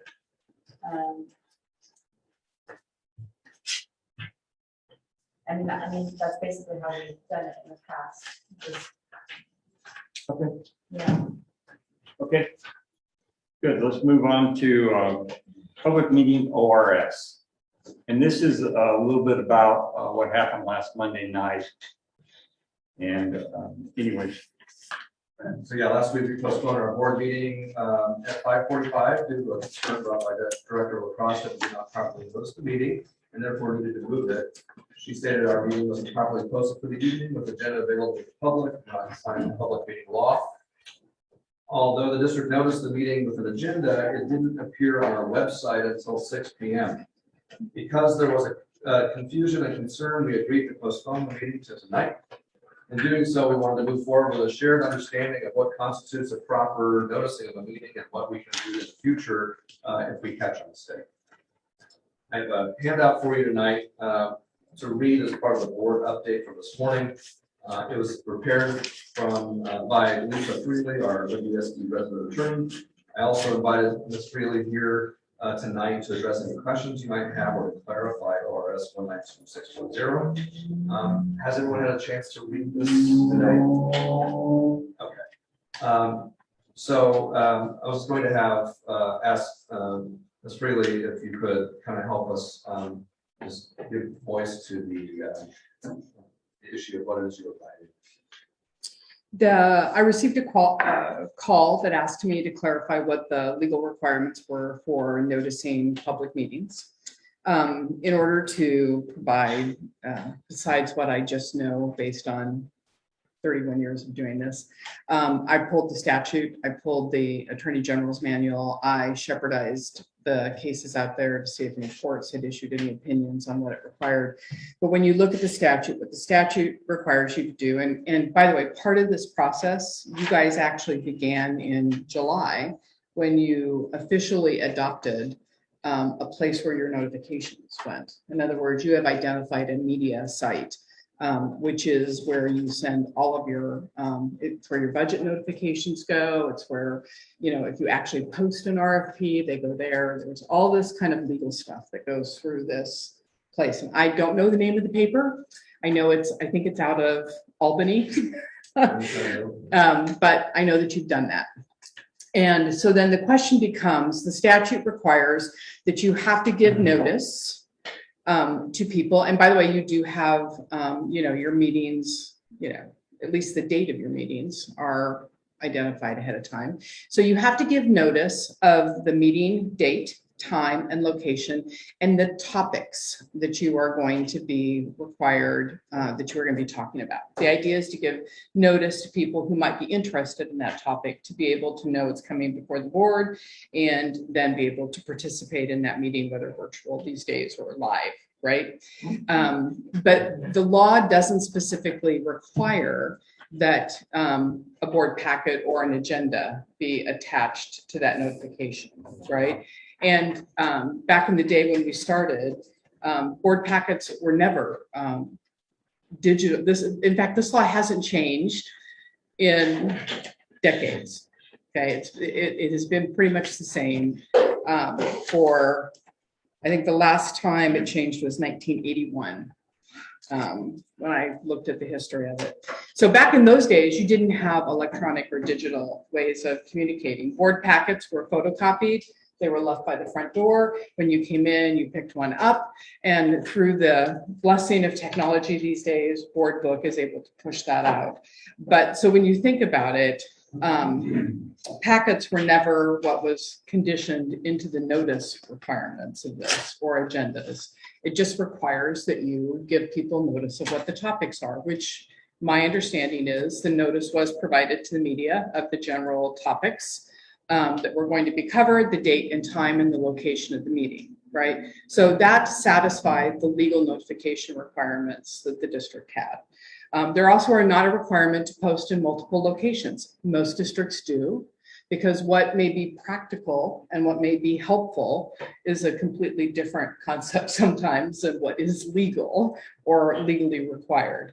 The other issue is that you do in fact have a board policy that requires that the agenda be posted on the website the night of the meeting, right? So that is a requirement of your policy, which is a separate obligation independent of the statute from a legal notice.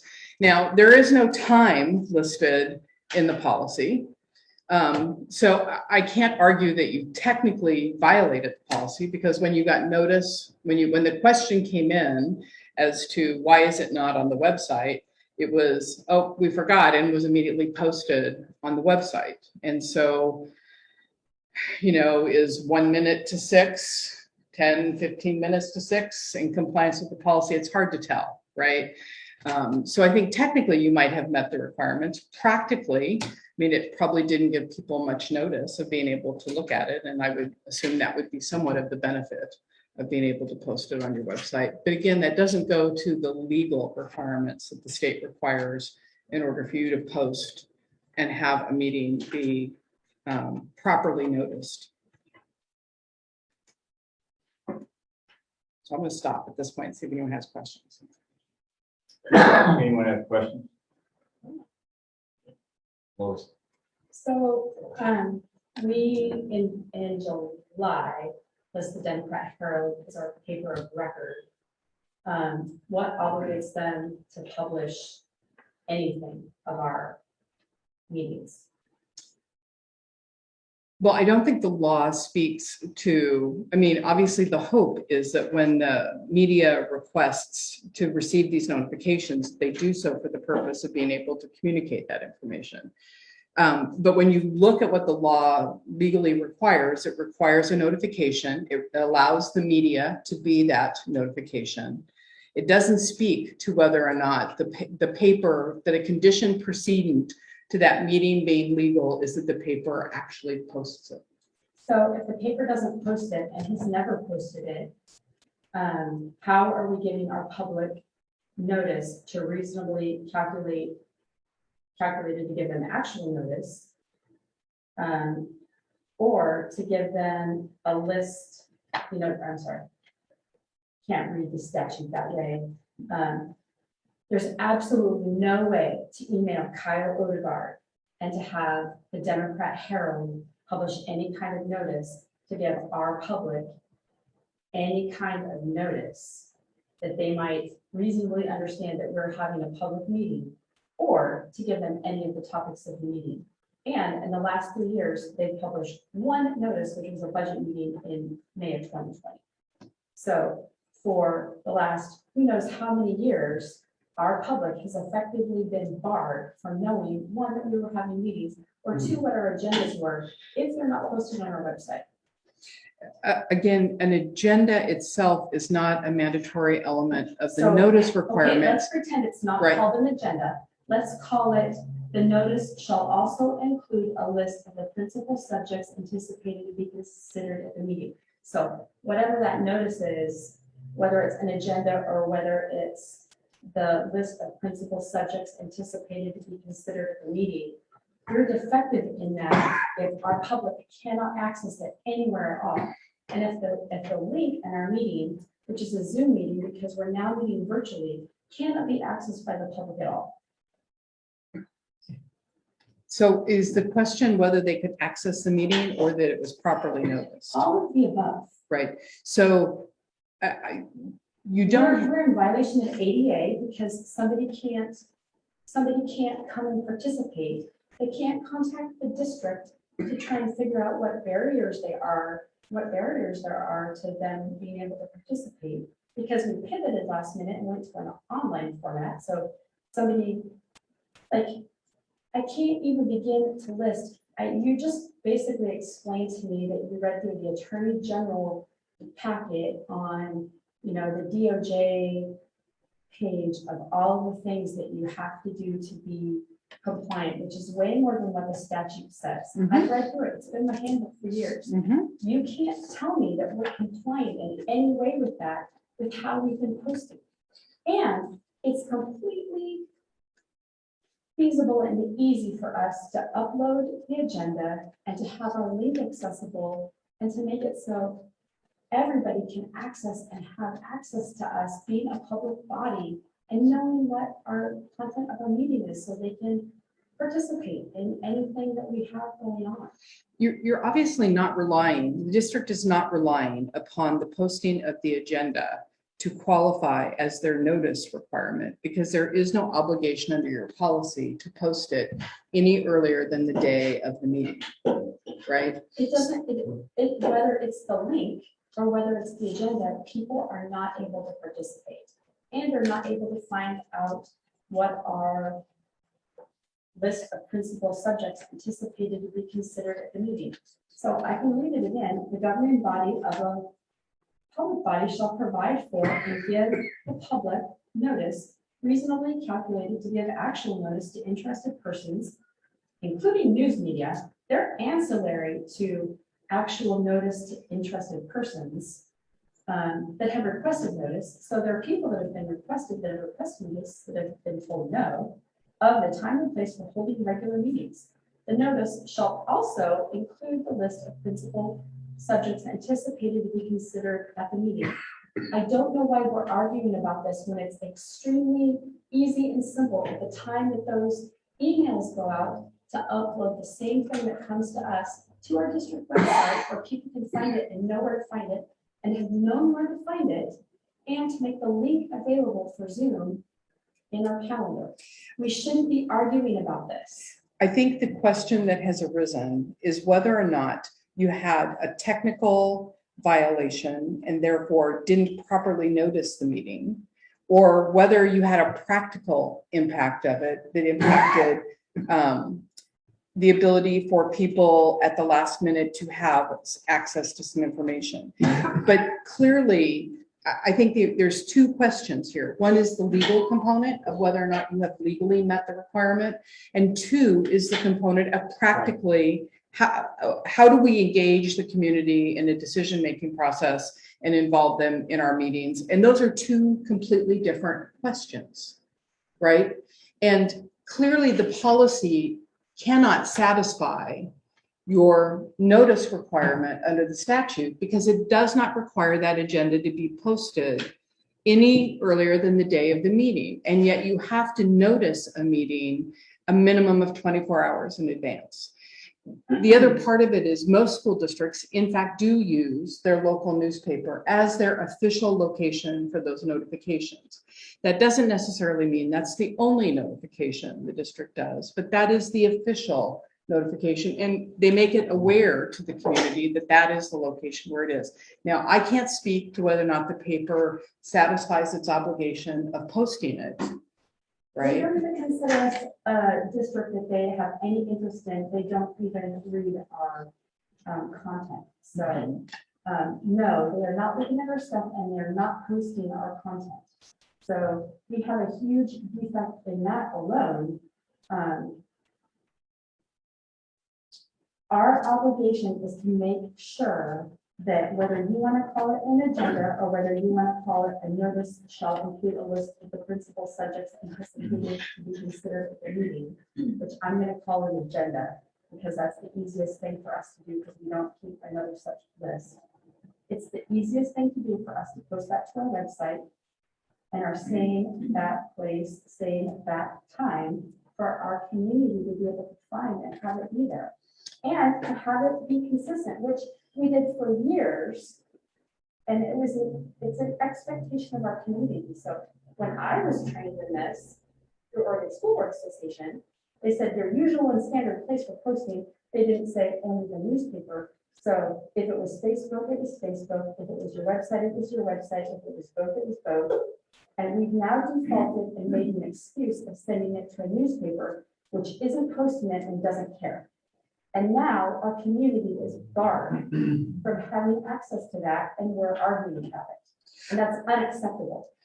I'm not actually arguing about the practical implications. The question is whether or not you were legally required to cancel the meeting in order because you had a defective notice. And the answer to that is you didn't have a defective notice from a legal perspective. Now, would that make everybody happy in terms of, you know, access or some of the practical pieces? And by the way, I've conducted probably more of those trainings. Well, there's just too many that I'd like to think of. So I know what you're talking about in terms of the If we have community members practical. out there that didn't get access to that because it wasn't noticed, and they couldn't access the Zoom meeting and couldn't answer questions, and then came back later at some time when that finally got posted and decided to sue us, who's gonna find us liable when they take it to court and say that we didn't properly notice the meeting? I don't think you get to make those determinations, and the Attorney General looks like they look at it a little bit differently than you do. I don't think they do. Well, there's case law that looks like it's a little bit different than what you're telling us here now. There actually isn't any case law specific on this. I read through examples. Yeah, I've got it here. So which one are you? I don't have it in front of Okay. me. I spent hours zooming through. So- Because most of the case law on this speaks solely to because there's a lot of litigation over what constitutes an emergency. Because an emergency allows you to waive the 24-hour notice. And so when you look at the litigation that's cited in the Attorney General's manual, they cite,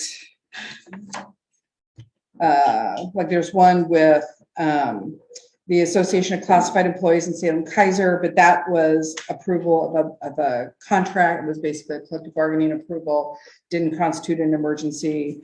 And so most of them related to whether or not what something constituted an emergency or a meeting within district boundaries.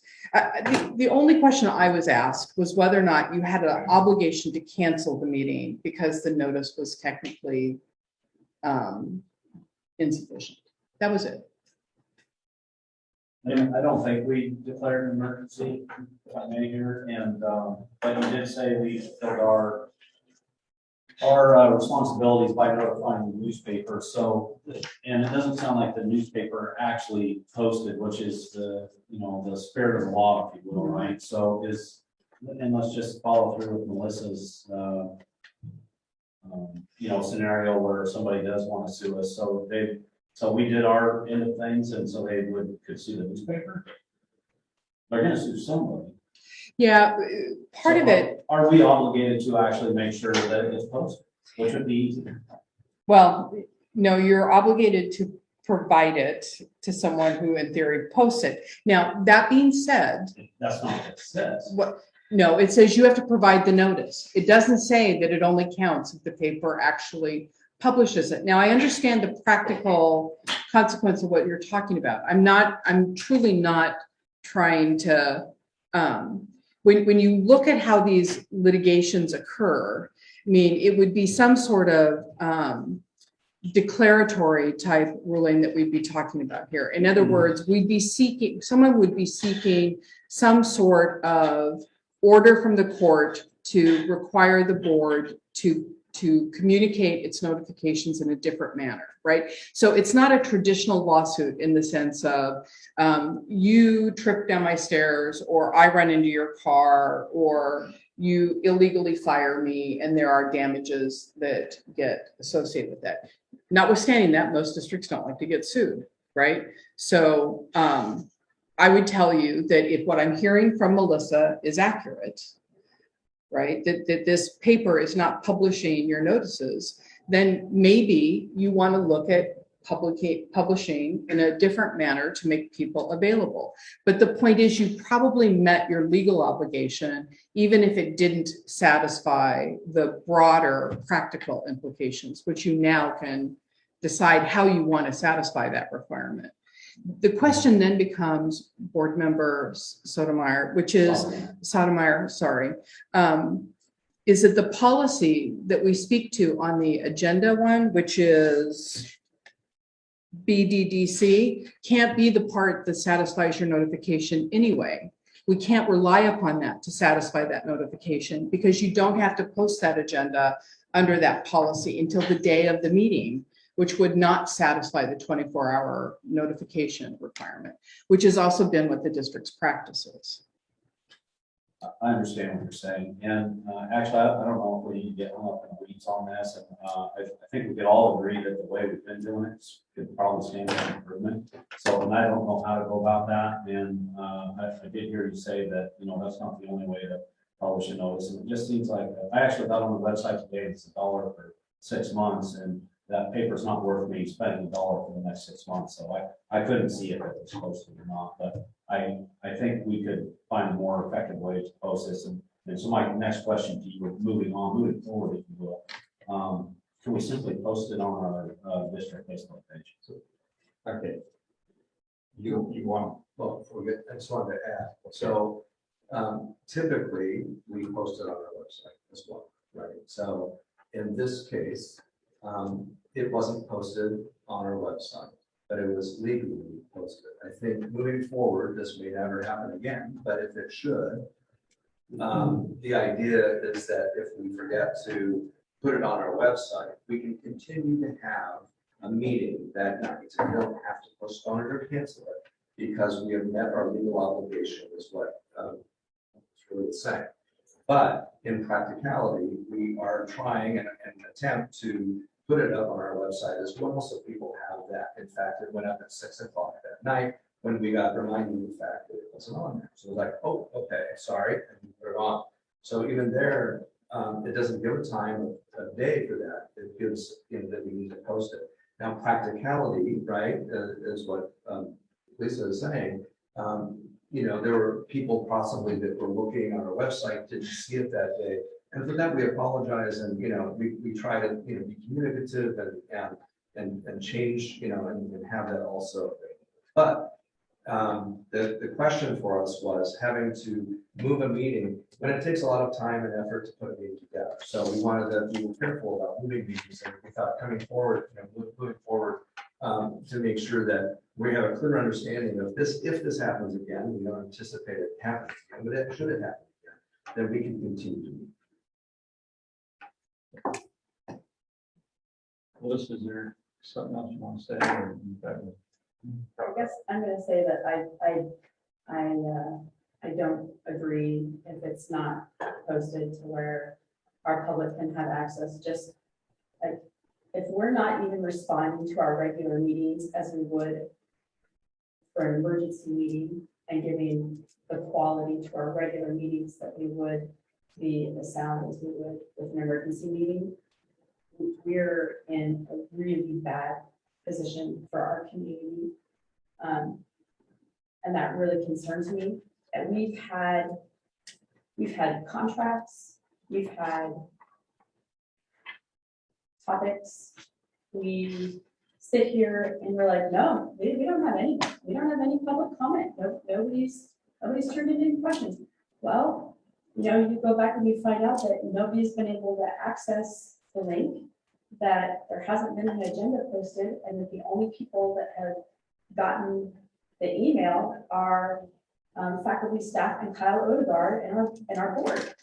So of course, our community, our public, our families have not had an opportunity to see what's happening or to be able to respond or to weigh in. And we have completely circumvented our public meeting and our public process, which we're here and committed to do. So I don't agree that by doing that, we've done anything to meet the spirit of the law, when we know good and well that all we have to do is make those links very easily available on our website. Bonus on our Facebook site, that gets some traffic. I was on Facebook today. The city of Jefferson does a very good job of, you know, they meet every 2 weeks. They post their agenda. They have the Zoom link there for the community to be able to access. I can send the screenshots to the board, and you can include it in a packet to see how, our local city jurisdiction sends those out and pushes that out to the community. It's super easy and clean. Whether they consider the agenda, the list of principal subjects anticipated to be considered at the meeting, it would appear so. It doesn't have a full board packet in it.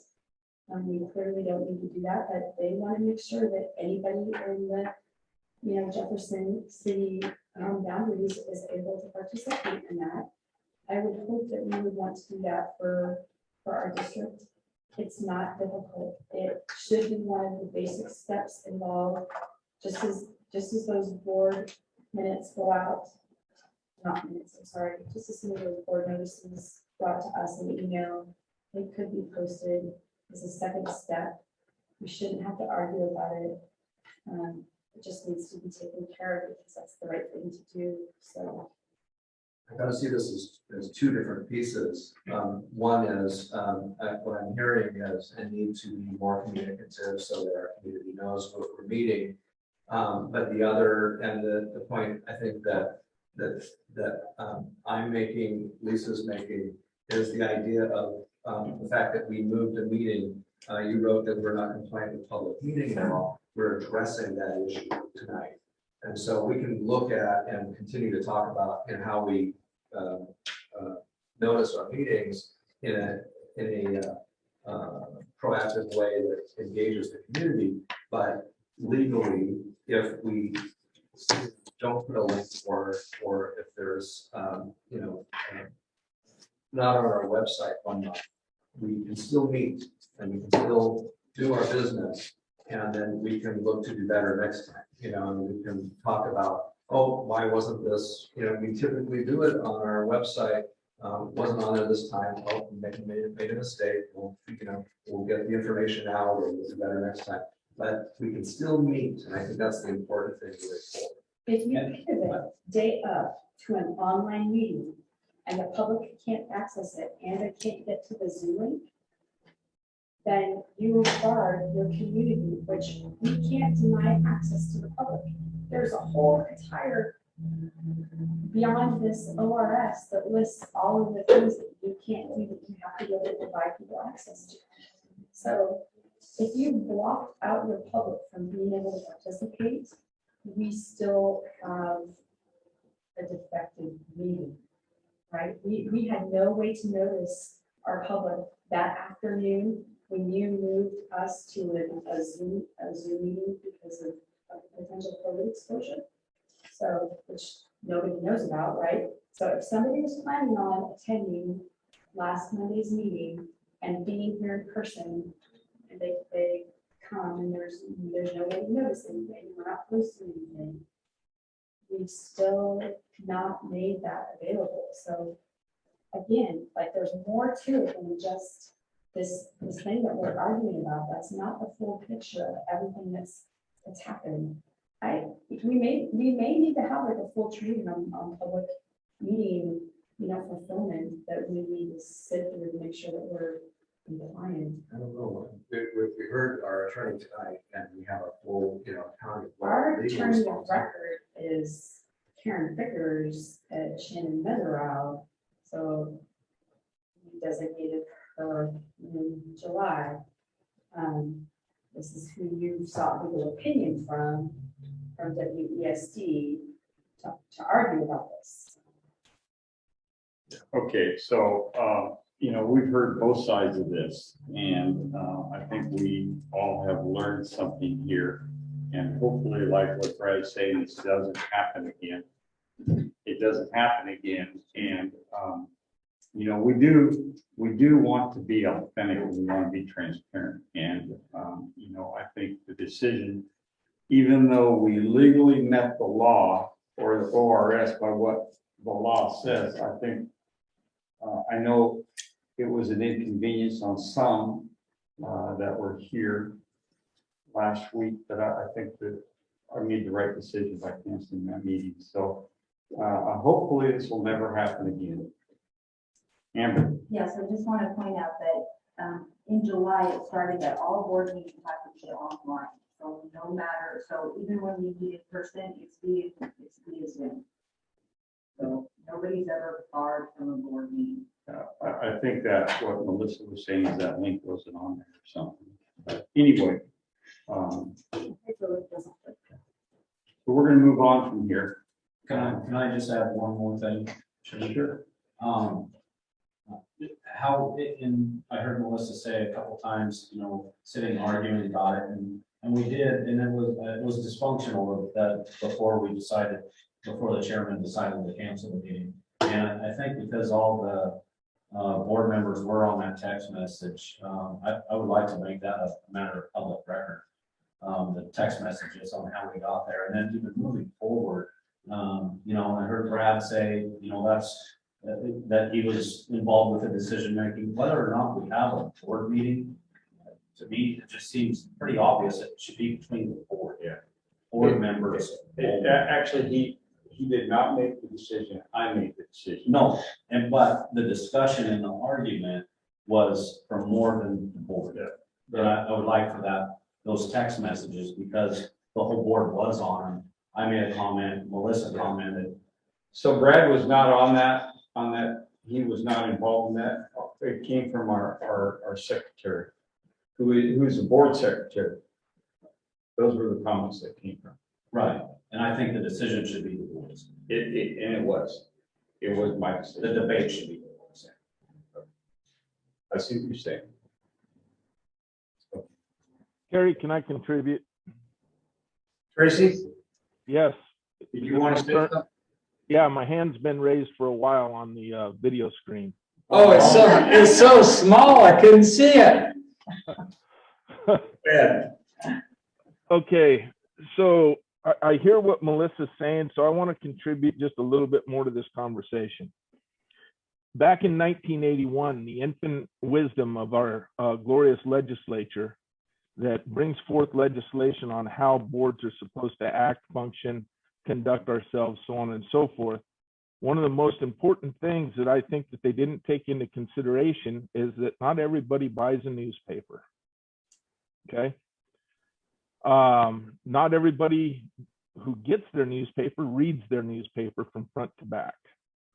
I am disappointed that the Albany Democrat Herald, who we've chosen to put public notice, that they don't put it in print. I am in support of doing better. If we can do better, then we should be doing better. If we need to get information out to our public, I think it's important that we have it on our website. I think it's important that we have it on the Facebook page. But anybody and everybody in this community has common knowledge that on the second Monday of every month, the school board has a meeting. And I believe that it's important for individuals within the community, should they want to be educated or informed, that they take the efforts that they need to do to be informed. We can only go so far. We can only do so much from the standpoint of the school board. One of the other things that I want to caution the school board on is that during that process of text messages that were going on, we were dancing around public meeting laws. I did not comment. I did not want to put forth any comments into it whatsoever, because we would be violating public meeting laws. And I want to caution the board on this. If anybody saw that outside, or anybody was aware of it, then we would be in some serious doo-doo right now. So when a text message goes out, I implore the school board to not text message back and forth. If you have something that you want to say to whoever the originator is, then that you would individually respond to them or pick up the telephone. Because last week we violated public meeting laws. And that's all I have to say. Thank you. Okay. Amber. Sorry, I just changed my cut back. Okay. No red cup, so. Okay, we have one comment from the audience. Daisy? Oh, yeah, we'll do that afterwards. Daisy Mitchell. Hi, yeah, so I actually would, Okay, would you stand up do I have and to stand? and state your name? I'm Daisy Mitchell. I have kiddos, a kiddo in the district. I pulled the other two for other reasons. I wasn't planning on speaking tonight. I really don't like speaking and I tend to make trouble in front of the board. So, I'm really disappointed that we're still having this conversation almost a year later. The first time we went to having a meeting on Zoom link, I have a whole email thread with the board secretary on how to access things and how to find things and online. And I was met with not a very nice attitude, I'll just put it that way. I have all the emails, I could read them out loud, but No, time won't you allow can't. for that, so I'll submit them You later. can't, yeah, and you can't mention any names. Okay, Okay. well then, when it comes to a situation like this, and I've given feedback as a parent on ways to make it more user-friendly so that parents and students have access to this information. And a year later, we're in the same spot and the same exact thing is happening. I don't know how it takes a year to get to this point. But it's whatever is happening, it's not successful at the moment. So I absolutely would love to have that dialogue and that discussion on, gee, how are the people who are actually utilizing this website and these things, how are they getting this information? Is it easy to access? I think there's been some improvements here and there, but yeah, especially since the Albany Democrat Herald is not publishing anything. If things are convoluted and less than transparent on the school website or the district website, especially for families that really don't even know what the heck this is or when you guys meet, it's got to be accessible. It's got to be transparent. It's got to be upfront and visible. And that's all I have to say about that. I'm just frustrated. Thank you. Okay, since we have no other public testimony, we're gonna do board comments. Tracy, Actually, only got a hand up in the back. did you sign up? I wasn't aware of the procedure to sign up, Mr. Chairman. I had commented that I would like to approach and make an add to some conversation, please. Okay. Can you- Part of the procedure was never explained to me. I had to Is- sign up. It's posted as you walk in the door. That's okay, we'll allow it this time. So I if you appreciate that. stand up and mention your name. Hi, my name is Eric Fisk. Nice to meet you, Tommy. And I kind of come to this from a unique point of view. And I'm actually going to backtrack a little bit. And first of all, thank you, board members, for being here, for taking the time out of your nights to do so. I want to commend the summer school as the father of a 7th grader and a sophomore. A 7th grader went through that. She had a great experience. Just today, after our soccer game, she commented about how she feels much better about math. And Mr. Larson specifically did a fantastic job. And so I'd really like to commend and would love to see that process continue. Back to school night was a neat start. From a community member's point of view, as somebody who's kind of the event planner and kind of does things, it would have been nice to have seen, and maybe it happened, but it wasn't broadcast well enough. The board at some central location introducing themselves, having some of the principals, the new high school principal, maybe taking a few words, telling us background and kind of telling us kind of where we're going for this next year. Just from a point of view, that would have been nice. We came, we got our backpacks, had a dog, got our kids their shots, and left. It was great, a great first step. Appreciate the first step. Where can we build on that? Vaccines. Received an email last week Another role I have is I'm the 7th, 8th grade soccer coach for the Parks and Rec, not the school district, Parks and Rec. Received an email, my parents did, athletes in the community did, and parents stating that social distancing at the outside events, and apparently we weren't doing a good enough job. That it was observed, and as someone who was there, I call bunk.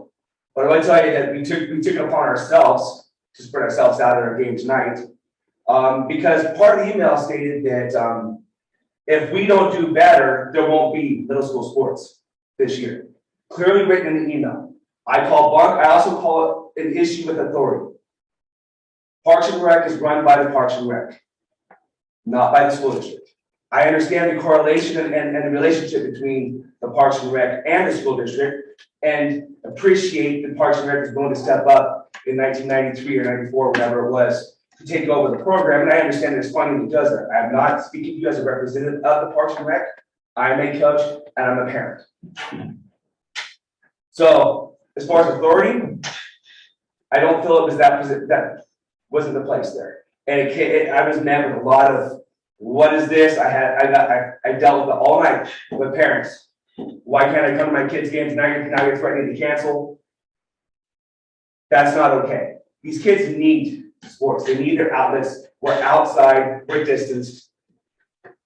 That's that kind of overhanded approach is how you alienate parents. It's how you alienate coaches. I'm getting paid supposedly something. I didn't ask for it. I'm doing it for my daughter. I'm doing it for those kids. I'm not doing it for any of you. I'm doing it because I want something better for them. So to have that type of approach come wasn't very well appreciated. And then to follow up, and there was another email requesting our vaccination status as coaches. Again, it's an overreach of authority. Parks and Rec may or may not be, well, I think they are. And for the record, I am vaccinated, and I'll say that. But where the authority came from to request that, no, I had privacy issues. Who's going to see it? Who's allowed access to it? It doesn't come from the board, from the school district. It's a Parks and Rec thing. I will freely give it to them if they request it. It is not going to the school district. Lastly, as a member of the community, and as most of you know on the board, I ran against Terry last year, or earlier this year for school board membership, or be on the school board. When it got out that I was running, one of the very number one things that anybody approached me about was a lack of transparency with the board, a lack of transparency with a certain position, and the community feels alienated. Why should they buy in? Why do we have a depletion in attendance? Why should I send my kid there when the school board and the administration doesn't care about my voice, about my kid? Their words. That was what was brought to me. That was one of the things that impassioned me to run and to continue my run and to fight some of the emails that happened and some of the things that happened. I'm not going to go there. I'm just going to tell you that as a member of the community, as somebody who was running, I have a unique perspective and tell you that the community does not feel hurt at all. In fact, they absolutely feel barred. They absolutely feel not represented. They feel angry. I have the unique, again, ability to speak on that because I've been told that by many, many members of the community, whether I'm having dinner, no matter what it was, and people still approach me about that. I can tell you sitting here tonight, listening to the discussion back and forth, an opinion that I took from it was that our voice doesn't matter enough. Legally, was it done? Don't know, I'm not a lawyer, can't speak to that. But the impression that I got from part of the argument was that our voice as a community, whether we're here or not, doesn't really matter. We have Facebook alone, you have Facebook where you have Jefferson Views, or Voices, you have Uncensored, you have the City of Jefferson page, you have the school district page. There's 4 outlets that don't cost a dime. But I can guarantee you, because I've posted many things and in this we were doing stuff, that it gets seen. Daisy, we've had many conversations. Yes. Okay? So I'm here to tell you that no, you're not doing good enough. We would like to see better. We would like to participate as a community. My kid, and I want to backtrack just a little bit. I appreciate that Mrs. Womack and Jefferson Middle School. My son, my sophomore is on the spectrum. I spent 4 years fighting with Albany to get him recognized, to get an IEP for him. It took her 2 weeks to recognize that he needs some help. We have loved our experience in Jefferson School District. So please don't misinterpret what I'm saying.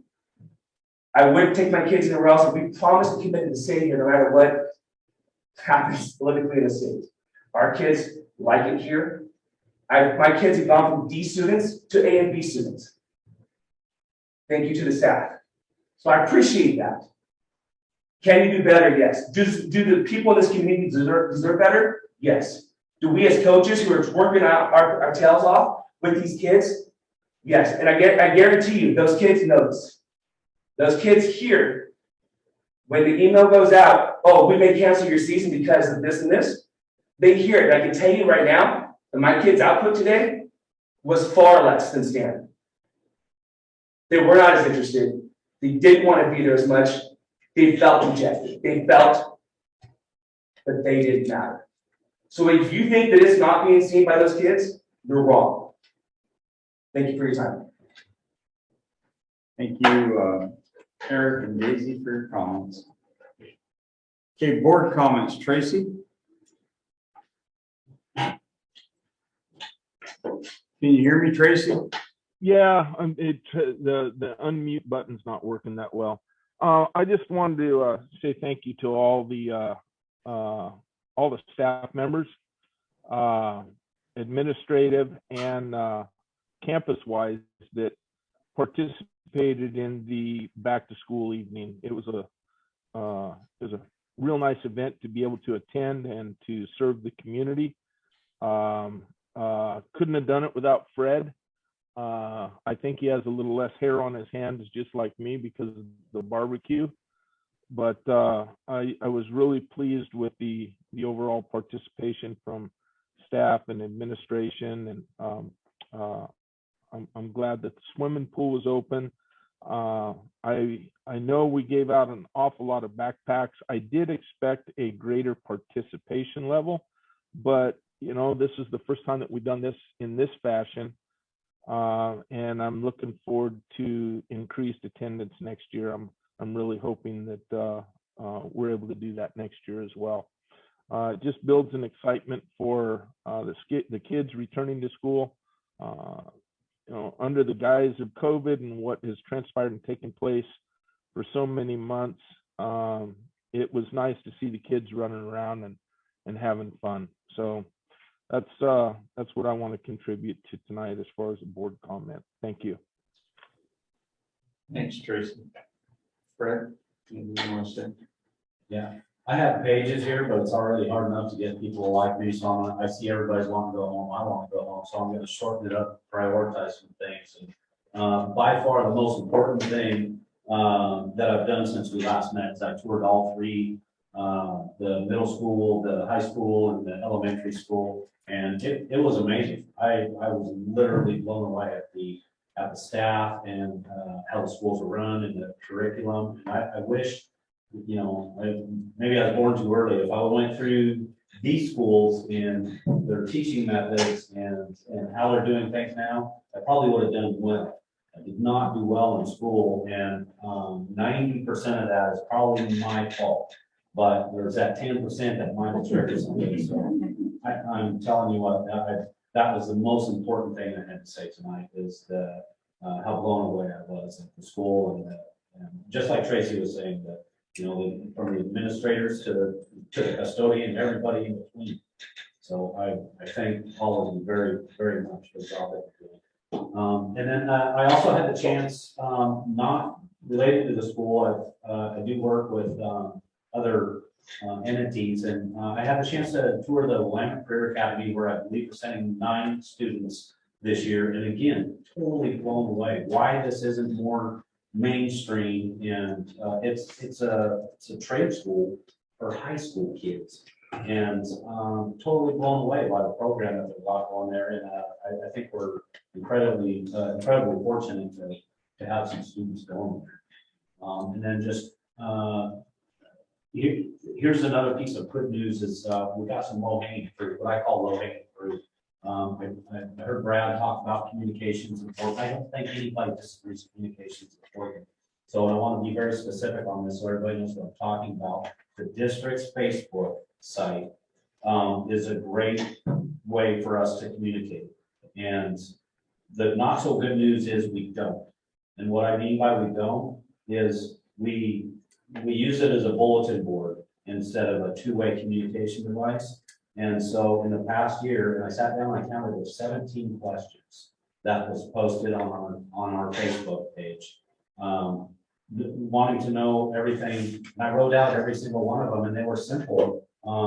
You know, can students wear face shields?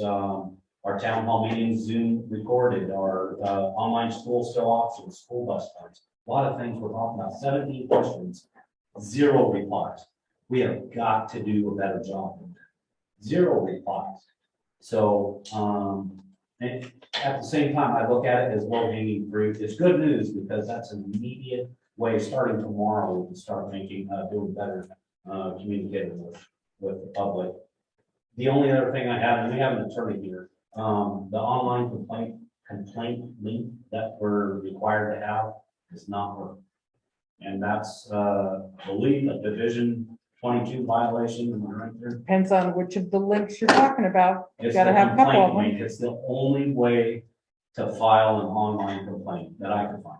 But is it a No. Title IX? Is it a board? I mean, what is it a complaint about? Do you know? It's If- the front link that we're required to have for, Division 22. It's probably. Whatever complaint you have, It's probably can't Title file it IX. online. I just clicked on it And it works. and it works. It did not work. I tried it from my tablet, my work computer, a couple different. Okay, I so, tried it. I'll have Chris look at it. and Okay. see. okay, so is that one that you print out or can you actually fill it out online? You can come to the office, you can get it from me, you can get it online, you can get it in our board policy, you can get it on the front website where the link is, you can get it multiple different ways. And in regards to the Facebook, if you go to the don't communicate on the Facebook page because it's very dangerous and people like to say things on there and people like to get into interactions with people on Facebook. And so over the last year, we've gone away from using Facebook in regards to communication with the community and used it more as a bulletin. If you go to the front website, it's that link. That's the one I just checked. And if you could On have the website, the IT guy check into it. Yeah, I'm telling you, it didn't work for me on a tablet or a PC. But, getting back to the Facebook thing, I don't know whose decision that is, and I hear what you're saying, because it can get real, it could just blow up out of hand real quick. Then I would suggest that we just turn the comments off and use it. and that's what we usually do, is just turn. the It's been on. comments off. Yeah, because we just don't, But I still, and I don't speak for the board, I speak for myself, I have to say that. One of our policies said that, or maybe how to be a board member or whatever it was. I speak for myself, but I think that's a poor decision that, I think it's a great conduit to communicate, to the general public. I would agree, we should give an answer basic questions. We're doing more harm than good by leaving comments on, and there's literally comments that say, why is no one listening? Why aren't, they take it as we're not listening, the district isn't listening. But maybe we are, but we're not replying, same thing to them. Oh, no, yeah, I know this is board comments and not interaction, but I just want to say that I did have a conversation with our tech director, the week before back to school, event, and asked him if you could, look at the Facebook comments to see if there was anything that you could comment on. And so he's setting up a system to do periodic reviews and periodic comments. Part of the issue is just staffing, time, and we don't have a dedicated communications person. We don't have that position. And so he's going to be looking at that to help to see if there's things that we can do to respond. I come through the whole year and a half. Probably, I could have answered them all, I'm not going to, but I probably could have answered them in 45 minutes. So take that for a year. I don't know there's probably one of the teachers in math better than me, but I don't think it will take that long or. Melissa? Yeah, so I have a couple things. OSBA, meeting this past week was pretty good. We actually had a work session to go over board goals, and I had an update in November. And we have facilitators in, and we're actually working on kind of our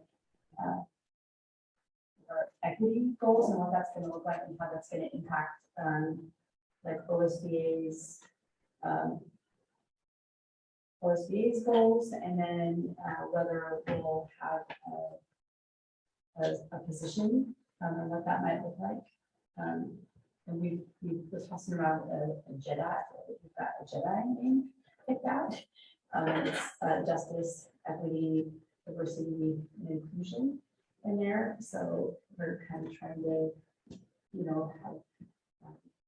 have a little bit more encompassing terminology in there. And then we had a survey that we looked at from all of our board members and some stakeholders. And then also trying to be sensitive to what that looks like throughout the whole entire state of Oregon, because it may look very different for Portland than it does for Eastern Oregon. And what those trainings might look like, as policy updates or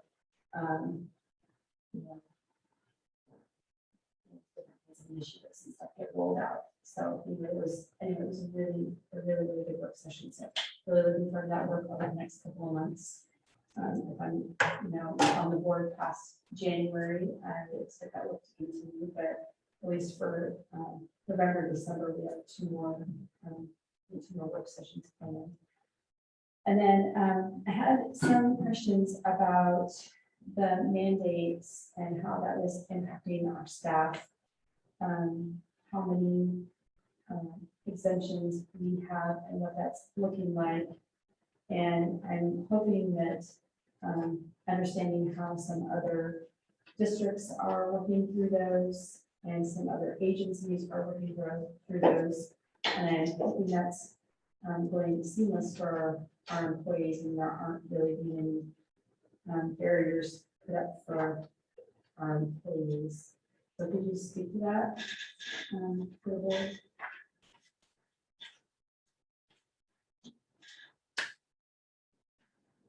So,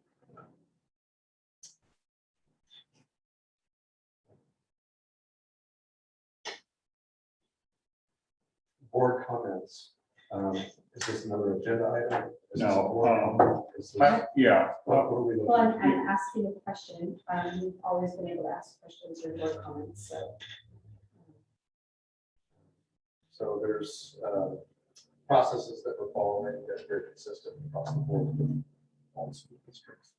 And, legal teams, OSBA, PACE, and so we are the HR matter that we are processing and going through the process. Do you have any denials? I don't think you can, I don't. think I'm you can not answer going that. to go into how many people are giving denials or have, some, exceptions requests and screening the cards and so we're going through that process right now.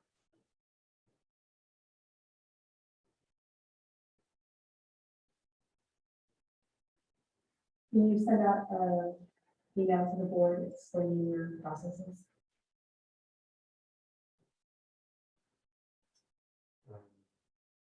Explaining the processes that I just explained, it's typically the have a legal process for handling religious exceptions and medical exceptions. Those are provided through ODE and OHA. And then there's the rule that's been given through OHA. And so what we're doing is applying the rule as it's being presented to us. And ODE does guidance and we follow that process. It's just, we're not making up our own processes. We follow the process that's dictated to us. Do you have any other comments, folks?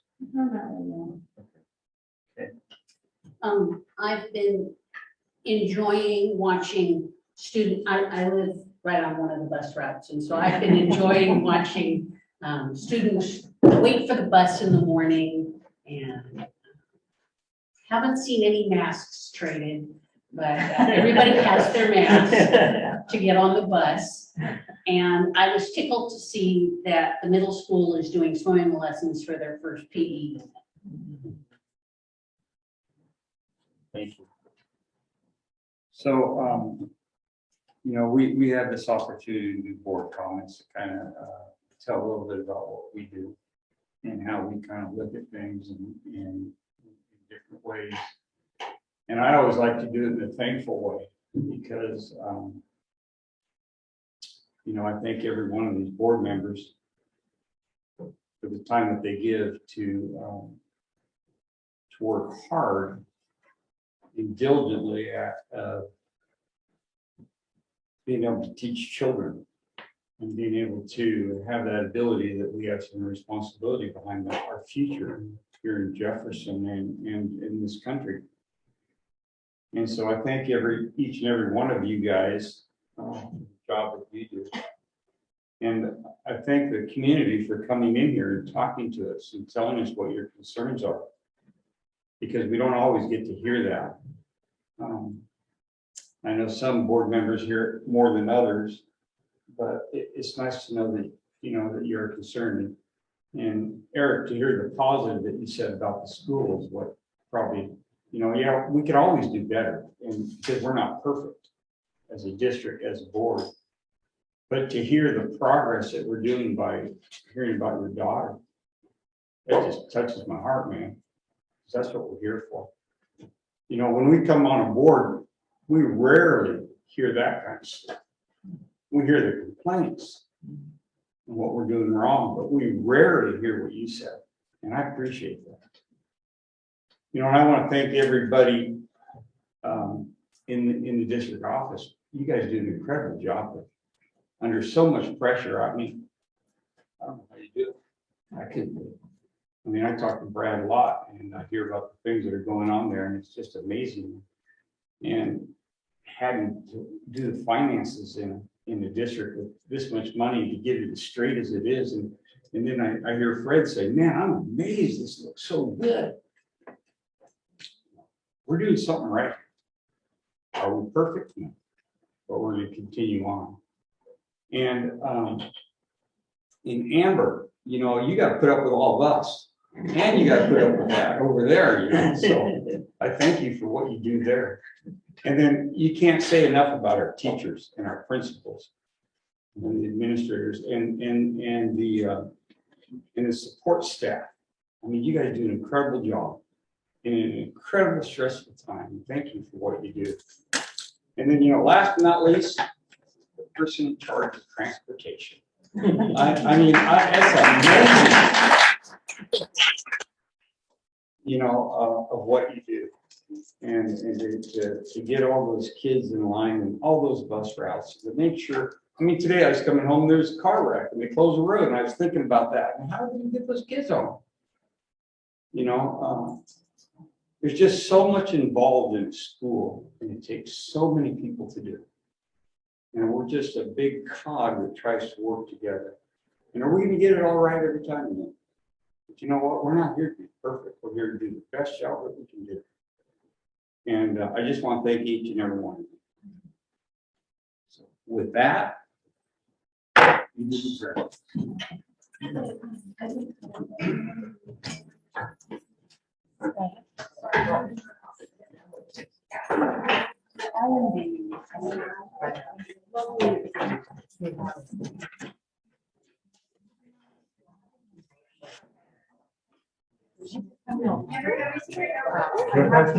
Yeah, that'd be great. Thank you.